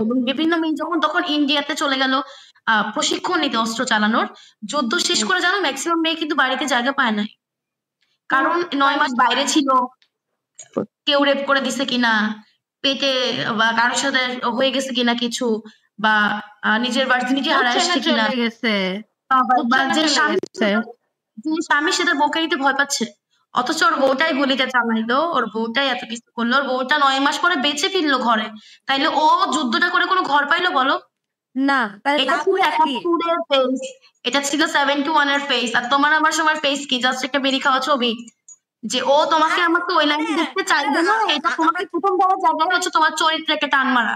আমরা যদি লিগালি আমি ওদেরকে বুঝতে পারি না, চেষ্টা পলিটিক্স তো আমিই করবো না, যেখানে নোংরা মেয়ে ছোট্টামি করবে, এইসব জায়গায় আমরা মেয়ে মানুষ অনেক শান্তিপ্রিয় ভাই, আমরা সব ধারণ করে চুপচাপ বসে থাকতে পারি, আমরা অনেক কিছু নিতে পারি, আমরা অনেক কিছু আদর করতে পারি, মন করে ভালোবাসতে পারি, এই চেষ্টা পলিটিক্স তো আমরাই যাবো না। এই আমাদেরকে তোমাদের শেয়ার হোল্ডিং দিতে হবে বলে তো ওই যে ছবি টাঙায়া গালাগালি করা দরকার নেই, আমরাই যাবো না। আমি আমি আমি লিগালি যদি বলি, আমাদের বাংলাদেশে হচ্ছে যে অ্যালকোহল লিগাল। হ্যাঁ, আমাদের বাংলাদেশে অ্যালকোহল লিগাল। আমাদের বাংলাদেশে হচ্ছে যে মানে ধূমপান হচ্ছে যে লিগাল, এবং হচ্ছে এখানে কোনো আইন নাই যে ছেলে করতে পারবে, মেয়ে করতে পারবে না, মেয়ে করতে পারবে, ছেলে করতে পারবে না। জেন্ডার বেসড আইন নাই তো এখানে, এটা না। এজ রুল করা, কারণ যে এটা সবার প্রাপ্তবয়স্ক জন্যই পারবে। হানিকর, সবার জন্যই ক্ষতিকর। আর আরেকটা ব্যাপার যে হচ্ছে যে ওই যে সিথি বারবার যেটা বলতেছে যে একটা মেয়ে হচ্ছে যে ধর্ষণ হচ্ছে যে মানে ৩ জনের সাথে মদ খেয়ে ধর্ষণ হইছে।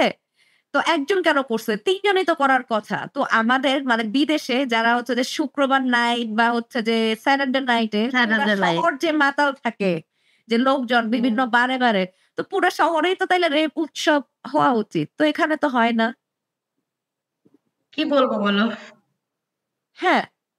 আর ওগুলাই মানে ঠিক আর রিসেন্টলি একটা মেয়ে যে মরলো হচ্ছে যে ওই যে যার গলা কাটা লাশ পাইলো, যে এক শ্রেণীর লোকজন তো বলছে যে হচ্ছে গার্মেন্টস এর মেয়ে দেখে হাঁপ ছেড়ে বাঁচছে তারা, যে হচ্ছে কোনো বিশ্ববিদ্যালয়ের মেয়ে না, যে গার্মেন্টস এর মেয়েরা হচ্ছে Garments এর মেয়ে তো হইতেই শেষ পারে। করে। আমি কথা বলি, আমার আমার আমার মতো যে মেয়েরা আছে ওদের অধিকার না আমার কথা বলার কিছু নেই, ওরা নিজেরা নিজেদের অধিকার নিয়ে কথা বলতে আছে, নিজেরাই আছে, ইউজ ইনাফ জায়গা আছে ওদের জন্য। কিন্তু ওই যে গার্মেন্টসের মেয়েটা, ওই যে কৃষকের মেয়েটা, ওই যে রিক্সা চালকের মেয়েটা, যে একটু এ বাসা থেকে ও বাসায় রাত্রিবেলা যাইতে গেছে, মাঝখান থেকে ফোন মেয়েরা নিয়ে রেপ করে দিছে, আমার কথা হচ্ছে আমি আমার অধিকার আমার তখন ফিল হবো যখন ওর অধিকার নিশ্চিত, আমার ওই অব্দি নিশ্চিত তাহলে আমার কিছু হবে না আসলে। কিন্তু ওই যে ওইটাই দেখো, একটা বিশ্ববিদ্যালয়ের মেয়ে না বলে আমাদের হাইপ কমে গেল, নয়তো বলো তো এখনো কি আন্দোলন থামা উচিত? এই যে এই মেয়েকে কে মারছে, না মানে কই কোনো শব্দ সারা হচ্ছে? শব্দ নাই। না। এই কারণ তোমাদের সাথে ততক্ষণ আরেকটা আমি যা বুঝলাম, বুঝছো, এই বাঙালি না মাল্টিপল জিনিসপত্র নিতে পারে না, ওরা একটা যে কয়দিন চলে চালায়, এরপর নতুন কিছু একটা পেলে ওটা বাদ ওটা নিয়ে চলে।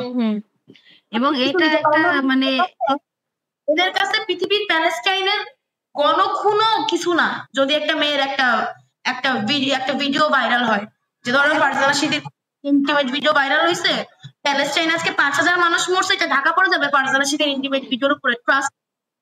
হ্যাঁ, ইয়েস, এটা তো অবশ্যই হবে। ওইটা হ্যাঁ। হচ্ছে সবাই ভুলেও যাবে মুহূর্তের জন্য যে একটা ফ্যাসিস্ট সরকার তার নইছে, সামনে নির্বাচন লাগবে, এগুলো সব ভুলে যাবে। হ্যাঁ, মানে ওই ওরা যে জাস্ট ওটাই চিন্তা করবে হ্যাঁ, গার্মেন্টস যে এর কি মেয়ে ক্লিপ পাওয়া যায়। যেটা বললাম আরকি যে তো গার্মেন্টস এর মেয়ে গার্মেন্টস নিয়ে বলে এখন আমিও কথা বলতেছি না, এটা হইলো কিছু মানে এটা কি না ওখানে তো কেন কমেন্টেই আছে গার্মেন্টস এর মেয়ে এত রাতে মিডনাইট শিফট কেন করবে? আমাদের দেশে আমি তোমাদেরকে বলি গার্মেন্টস এর মেয়েদেরকে নিয়ে কেন মাথা ব্যথা চাইবে? আমাদের যে নারী শ্রমিকরা যায় দেশের বাইরে কাজ করতে, হ্যাঁ,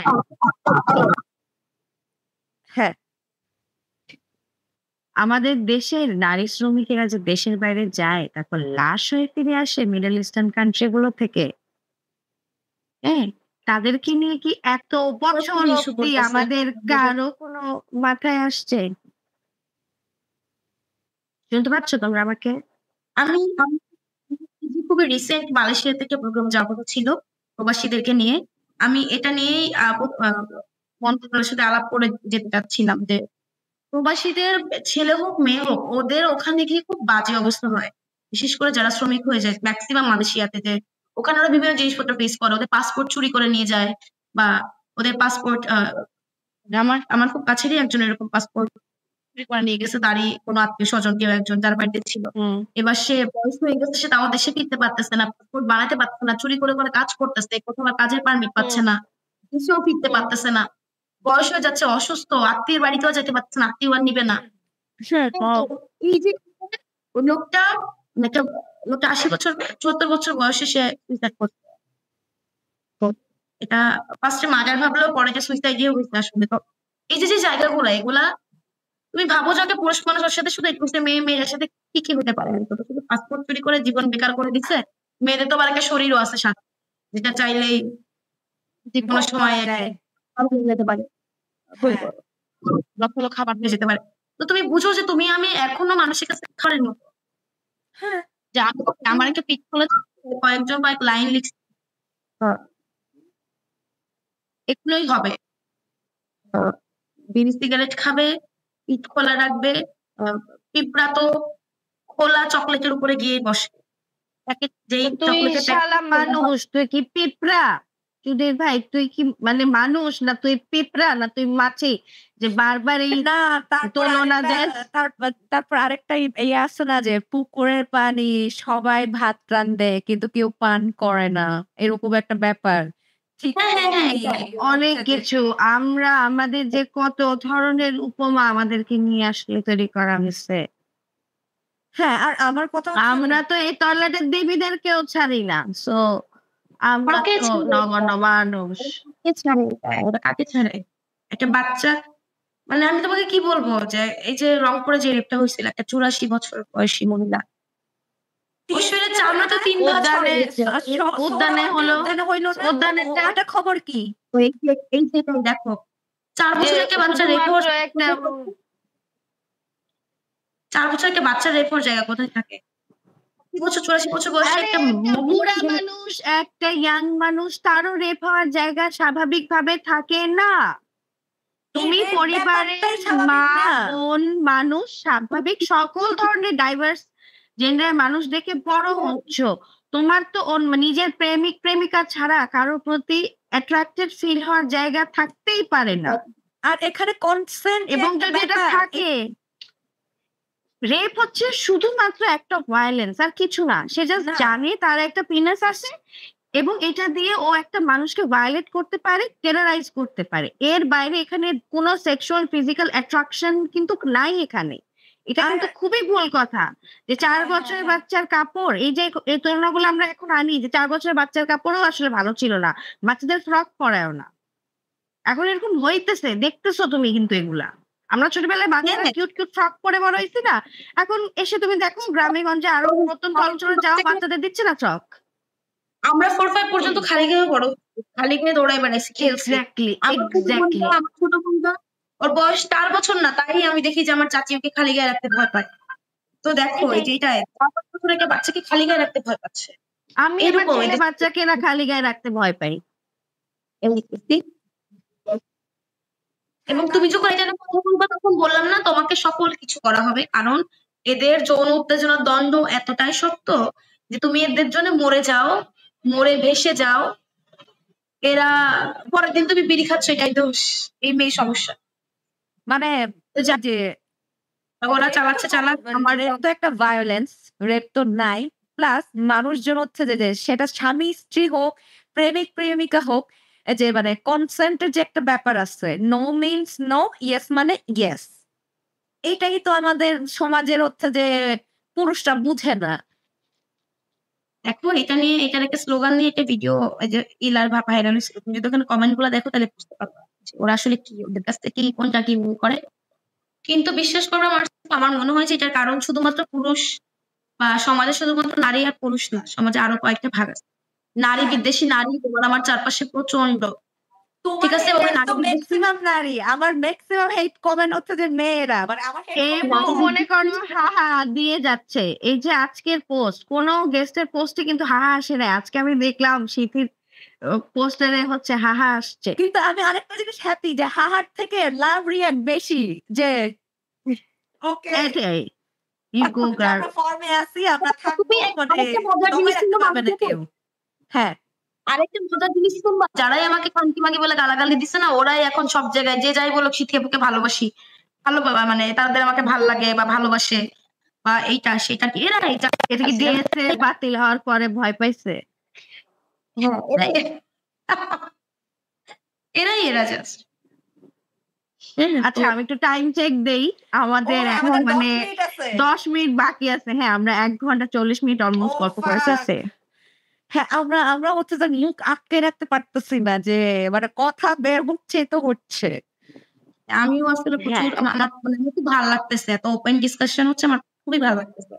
আর থ্যাংক ইউ মার্সি আপু। আমি আসলে বললাম না যে আমি, হ্যাঁ, হ্যাঁ মানে আমার মানে হয় না যে আমার মানে এখন মন চাই গিয়ে বলে ফেলি আমি খুন করে ফেলবো, মনে হয় ঠিক আছে, বা আমাকে খুন করে ফেলবে, মানে এরকম যায় জীবন, মানে এরকম চারপাশটা খুব বাজে অবস্থা। বেশি 5 তারিখের পর তুমি যে আমাকে জিজ্ঞেস করতেছিলে না মার্সি আপু যে দেশের কি আসলে অবস্থা এমন নাকি এরকম জাস্ট শুনতেছি, দেশের মানে কোনোভাবেই স্বাভাবিক না। বিশেষ করো সবকিছু বেড়ে গেছে দেশে, দেশে সকল প্রকারের ঝামেলা বেড়ে গেছে। সব মানে দ্রব্যমূল্যের দাম থেকে শুরু করে, রাস্তায় চঞ্জাট থেকে শুরু করে, মানুষের মধ্যে ক্যাচাল থেকে শুরু করে, মানুষের পশু হয়ে যাওয়া থেকে শুরু করে সকল কিছু, মানে কিছু আছে একটা উদ্দেশ্য প্রণীত এবং কিছু আছে যেগুলা মানে বলো না, ধরো তোমার আমার দেশের মানুষ মধু হয়ে গান গাইতে গাইতে একজনকে পিটায় মেরে ফেলতে পারে। এটাই এরা একটা মানুষকে ওরা তো আজকে কুকুর মেরেই ফেলতে পারবে। এটাই মানে তুমি চিন্তা করতে পারো। অবলা এরা কুকুরের বিষ খাওয়ায় মেরে ফেলতে পারবে। হ্যাঁ, আবার এরাই হচ্ছে ওই জাত যে এরা মেয়েদের হচ্ছে তারা, নেয় না। যারাই কুকুর বিড়ালগুলোকে ভাতের সাথে বিষ দিয়ে মেরে দিচ্ছে, এরাই একটা সময় গিয়ে একটা মানুষ খুন করে ফেলতে পারে শুধু গানের ছলে, কথার ছলে, টাকার জন্য। এটাই তো হ্যাঁ, এরা যে বলে যে এত অসুস্থ মানুষের মধ্যে কি ওটা তো চায় না, আমি থেকে বসতে বোঝা যায় না। ছোটবেলা থেকে দেখবো কিছু না কিছু করতে, হয় বিড়াল দেখলে একটা দা ফিকে মারছে, নয় একটা গরম পানি ফিকে মারছে, নয় এই যে বিষ মিশাই খাওয়াই দিচ্ছে। আমি একটা সহজ কথা বলি একটু। ছেলে চাপা দেখে শুনতেছি না শীতি, শুনতেছি না সেটি। একটু মাইকটা মিউট করে আবার অন করো। শোনা যায় এখন? হ্যাঁ হ্যাঁ, কি বেজার। তো ধরো আমি, ও তো একেবারে একটা কুকুরকে মেরে দিচ্ছে, মেরে দেওয়ার পরে আমি যখন বলতেছি এটা মার্সেল কেন বের হন, আমাকে ইচ্ছা মতো গালাগালি শুরু করছে। তখন আমি রাগে একটা ইট নিয়ে ওর গাড়ি গ্লাস ভেঙে দিচ্ছি। ও টানা গুনে গুনে 9 দিন পর আমি যেদিন বাসায় নেই আমার কুকুরকে বিষ দিয়ে মেরে, এরপর আমি কোনোদিন কুকুর পালতে পারি নাই, কারণ আমিও ট্রমা থেকে বের হতে পারি নাই। কিন্তু আমি দেখলাম আমি একা থাকতে পারি না, এই জন্য পরে বিড়াল নিচ্ছি, কারণ আমি একা থাকতে পারি না, আমি একাই থাকি। আচ্ছা, আমি কিন্তু এই 1 মাস হয় আমার বড় বোন আসছে, ওর ঢাকা হইতো, চট্টগ্রাম বিশ্ববিদ্যালয় ছিল। আমি কিন্তু 6 বছর ধরে একাই থাকি এবং আমার সাথে আগে কুকুর ছিল, এখন বিড়াল থাকে, কারণ আমি আর কুকুর পালতে পারি না। আমি এখনো মানে এখনো যে রাস্তার কুকুর দেখলে আদর করি, ওই কুকুরকে আমি আর ওই অব্দি নিতে পারি না, মানে আমি ভয় পাই। এই যে ধরো হলের মেয়েরা আমার গঙ্গাকে মেরে ফেলছিল, মনে আছে? মার্চে ছাদ থেকে ফেলে দিচ্ছিল। এই যে দেখো কঙ্কাকে ছাদ থেকে ফেলে দিচ্ছিল হলের মেয়েরা। না, কঙ্কা তো একা একা পড়ে গেছে জানালা দিয়ে। একা একা পড়ে নাই, ওকে আগের দিন ঝাড়ু দিয়ে পিটানো হয়েছে, ও জানালা দিয়ে পড়ে নাই। ও সামনের বারান্দা দিয়ে ওকে লাথি দিয়ে ফেলানো হয়েছে, ওখানে পায়ের খসা পর্যন্ত ছিল। ও That was a need. এখন ওরা ছিল I didn't না। like Coca, কিন্তু হচ্ছে আমি ওই যে hot না আমাদের এতটুকু সেন্স আছে। কোথায় যে এরকম কেউ তার বাচ্চা মেরে দিল, কেন ওদেরকে অস্বাভাবিক লাগছে? একটা কুকুর মারার সময় দেখে অস্বাভাবিক লাগে নাই? না একটা সহজ ব্যাপার চিন্তা করো, ওই হাউজিং সোসাইটির প্রত্যেকটা ফ্ল্যাটের, আমি ওখানে থাকছি তো, মিনিমাম ভাড়া হচ্ছে বর্তমানে ধরো 40,000, হ্যাঁ, সব সার্ভিস চার্জ মিলায়। তো এই পে স্কেলের মানুষ যারা সুধী সমাজ, সুশীল সমাজ, হ্যাঁ, এটা কিন্তু সুশীল সমাজের অ্যাকশন তো আমরা আজকে দেখলাম। যারা যে কোনো কিছু হলেই ওদের দেশ দুনিয়া উদ্ধার হয়ে যায়, ওরা লিখে দিল যে এসব লাশ হচ্ছে পশুপ্রেমীদের পাঠানো হোক। তুমি মারার মতো দুঃসাহস করে ফেলার পরে ওরা এইটার ব্যানারটা লিখে পাশে রাখছে, তুমি বুঝো ওরা মানুষ। প্রিন্টেড ব্যানার, ইট ওয়াজ আ fucking printed banner, printed banner যেখানে লেখা যে সব উচ্ছিষ্ট দেহগুলা কুকুর বিড়াল প্রাণী প্রেমীদের বাসায় পাঠানো, এগুলো আবর্জনার মতো মানে এটাই তো বুঝে না মহাজন, কুকুর বিড়ালরাও তো হচ্ছে যে এই সমাজে হচ্ছে যে মানে বাস্তুতন্ত্রের তুমি কুকুর বিড়ালের জায়গায় বালু ফালাইয়া, মাটি ফালাইয়া, রড সিমেন্ট দিয়া বিল্ডিং তুলছো, তুমি ওদের জায়গা দখল করে ওদেরকে নিধন করার চিন্তা করতে পারো না। আর এই কুকুর বিড়াল তো হচ্ছে যে মানে উপরওয়ালারই সৃষ্টি, এটাই তো কথা। আচ্ছা whatever, আমরা প্রায় শেষের দিকে। তোমার এআই ভিডিও গুলো নিয়ে যে ছড়াছড়ি এত, এটা নিয়ে কি মতামত তোমার? মার্সি আপু আমাকে বইলোই না, আমি ভাবতেছি এই এআই যখন আবার আপডেটেড হয়ে যাবে, এখন তো তাও একটু এডিটেড বোঝা যায়, এরপরে আপডেটেড ভার্সনে তো আরেকটা এডিটেড বোঝা যাবে, এটা আমি মনে হবে। আমি কি করি বলো তো এখানে? কোন দিন যে তোমার হচ্ছে যে তোমার হচ্ছে সেক্স ট্যাপ বের করে দেয়, ওইটাই প্রশ্ন আসবে যে বাংলাদেশে কোন মহিলার এআই ভিডিও সবচেয়ে ভাইরাল। এই ফেক অ্যাকাউন্ট গুলা আমি যখন ফেনীতে বিভিন্ন ফেক অ্যাকাউন্ট গুলা কতগুলো মানুষের থেকে স্ক্যাম করছে, 20,000 টাকা, 25,000 টাকা, 30,000 টাকা, বিভিন্ন এনজিওর যারা আমাকে আগে চিন্তা ভাবছে যে আমার আইডি, এরকম 20,000 টাকা, 30,000 টাকা, 10,000 টাকা এরকম করে করে স্ক্যাম। মানে তুমি বুঝতেছো আমি কি করবো বলো তো? আমি তুমি আমার সাথে কন্ট্রাক্ট করো, আমরা এটা নিধনের নামে, বুঝছো, এটা নিয়ে সিরিয়াস একটা আলোচনা করবো আমরা। ওকে, এসব থামাইতে হবে। আর হচ্ছে যে আমরা একটু হচ্ছে যে এখন র্যাপিড ফায়ারে যাই। অরণি কুইক 2টা প্রশ্ন। আচ্ছা, একদম এক কথায় উত্তর দিবা। এক কথায় উত্তর দিবা। হ্যাঁ, ঠিক আছে। প্রথমত তোমাকে যদি একটা সুপার পাওয়ার দেওয়া হতো, একদম কমিক বুক সুপার পাওয়ার, তাহলে সেটা কি এবং কেন? আচ্ছা, আমাকে যদি কোনো সুপার পাওয়ার দেওয়া হয়, আমি চাইবো মানুষ বানানোর ক্ষমতা দিক আমাদের। মানুষ রূপী মানুষ না, মানুষ আর কি যে মন থেকে সেটা যাতে বাঁচতে পারে, নিঃশ্বাস নিতে পারে, ওইটা নিতে পারতেছে না, আমার ফুসফুস অনেক ছোট হয়ে গেছে। আচ্ছা, ওকে, নেক্সট কোয়েশ্চেন। ঠিক আছে। আচ্ছা, নিজের মেন্টাল হেলথ কে লাস্ট 7 দিনের কথা চিন্তা করে 0 থেকে 10-এ একটা রেটিং দাও। লাস্ট, আচ্ছা আজকে দিনটা বাদে লাস্ট 9 দিনে দেই। হ্যাঁ দাও। 7, 8। এত কিছু বলতে পরেও এটা আসলে স্যালিউট। আচ্ছা, এরপরে হচ্ছে যে আমাদের নগরুরে এসে কেমন লাগছে? এক কথা। সম্ভব ভালো লাগতেছে। আচ্ছা, তোমার পছন্দের খাবারগুলো কি কি? সেটা যে কোনো খাবার হইতে পারে, চা, কফি, ভাত। ভাত পারফেক্ট। আচ্ছা, পারফেক্ট।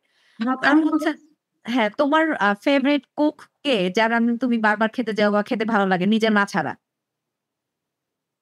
আমার আব্বু অনেক দারুণ রান্না করে এবং আমার রান্না ম্যাক্সিমাম থেকেই শেখা। আমার বাপের রান্না প্রচন্ড ভালো লাগে। আচ্ছা, বাহ। তারপরের কোয়েশ্চেন হচ্ছে তোমার ঢাকায় বা হচ্ছে যে যশোরে তোমার পছন্দের রেস্টুরেন্ট কোনটা? অথবা টাঙ্গাইলেও হইতে পারে, সেটা টঙের দোকানও হইতে পারে, সেটা নরমাল একটা হোটেল হইতে পারে, এনিথিং। আমি কোনোভাবে রেস্টুরেন্ট পার্সন না, কারণ আমি প্রচুর ভাত খেতে পছন্দ করি, তাও ঘরে। আমার সকল টং পছন্দ, আর রনি মামার টং দোকান পছন্দ। আচ্ছা, ওকে। আমি আরেকটা কোয়েশ্চেন করি, সেটা হচ্ছে যে যদি তুমি ভবিষ্যতে বিয়ে করো বা প্রেম করো বা বর্তমানে প্রেমিক থাকলেও, তুমি তোমার পার্টনারকে মানে কি কি গুণাবলী থাকতে হবে তোমার পার্টনারের? প্রথমত মানুষ হইতে হবে। বেসিক ম্যানার যেটা, সেটা বেসিক ম্যানার, সেটা গ্লোরিফাই কিছু না, সেটা বেসিক, সেটা অ্যাপ্রিশিয়েটেবল, এইটা ভাবার মতো চিন্তাধারা থাকতে হবে। আর আমার ইমোশনাল রেসপন্সিবিলিটিস তো করতেই হবে। ওই চাই আচ্ছা। আমার আর কিছু তো আচ্ছা। তোমার বর্তমানে হচ্ছে গত ২ মানে গত ৩.৫ মাস ধরে তুমি মানসিকভাবে তো অনেক কিছু দিয়ে যাচ্ছ। এতে তোমার ফ্যামিলি মানে কেমন রিঅ্যাক্ট করতেছে? তারা মেন্টালি কিভাবে হ্যান্ডেল করতেছে নিজেদের? বা হচ্ছে তোমাকে নিয়ে কি বলতেছে? তারা কি তোমাকে নিয়ে প্রাউড? আপু আমি না এই লাস্ট ২-৩ সেকেন্ড আমি কিছু শুনি নাই, কিছু বুঝি নাই। আচ্ছা, আচ্ছা। আমাকে যদি হ্যাঁ, লাস্ট ৩ মাসের কথা চিন্তা করে এত আন্দোলন সংগ্রাম গেল। তোমার পরিবার হচ্ছে মেন্টালি কিভাবে ডিল করতেছে এসব? আর তোমাকে নিয়ে তারা প্রাউড কিনা? তারা গর্ববোধ করে কিনা? প্রথমত হচ্ছে প্রচন্ড প্রাউড আমার বাবা, আমার পরিবার বলতে আমার বাবাই। তো সে প্রচন্ড প্রাউড এবং আমার বাবার জন্যই আসলে আমার মেন্টাল হেলথ এখনো এতটা ভালো আছে। Yes. Thank you, uncle. Okay. You're the best. You're doing great. নিঃসন্দেহে চলো আর এর ৩০ উপরে সেকেন্ড আছে। হ্যাঁ। আমি জানি এটা হাস্যকর, তবে সিথি আপুর সাথে কি সত্যি সেই আর্মিটার পরে রিলেশন হয়ে গেছিল? না, এই যে মেয়েরা মেয়েদের কেমন বন্ধু আমরা বুঝতে পারি। হ্যাঁ। না, সিথির হচ্ছে যে যদি সিথি এখনো সিঙ্গেল, সেটা lifeless না। পাঠাইতে পারো।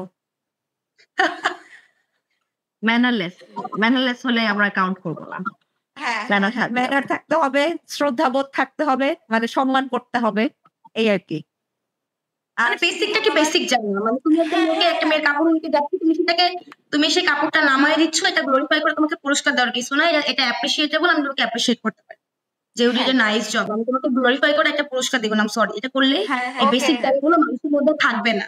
আমি চাই এই বেসিক জায়গাগুলো মানুষের মধ্যে থাকুক। আমার উদ্দেশ্য বেসিক জায়গাগুলোকে জাগানো, তাইলে বোধহয় একটু শান্তি পাবো আর কি। হ্যাঁ, থ্যাংক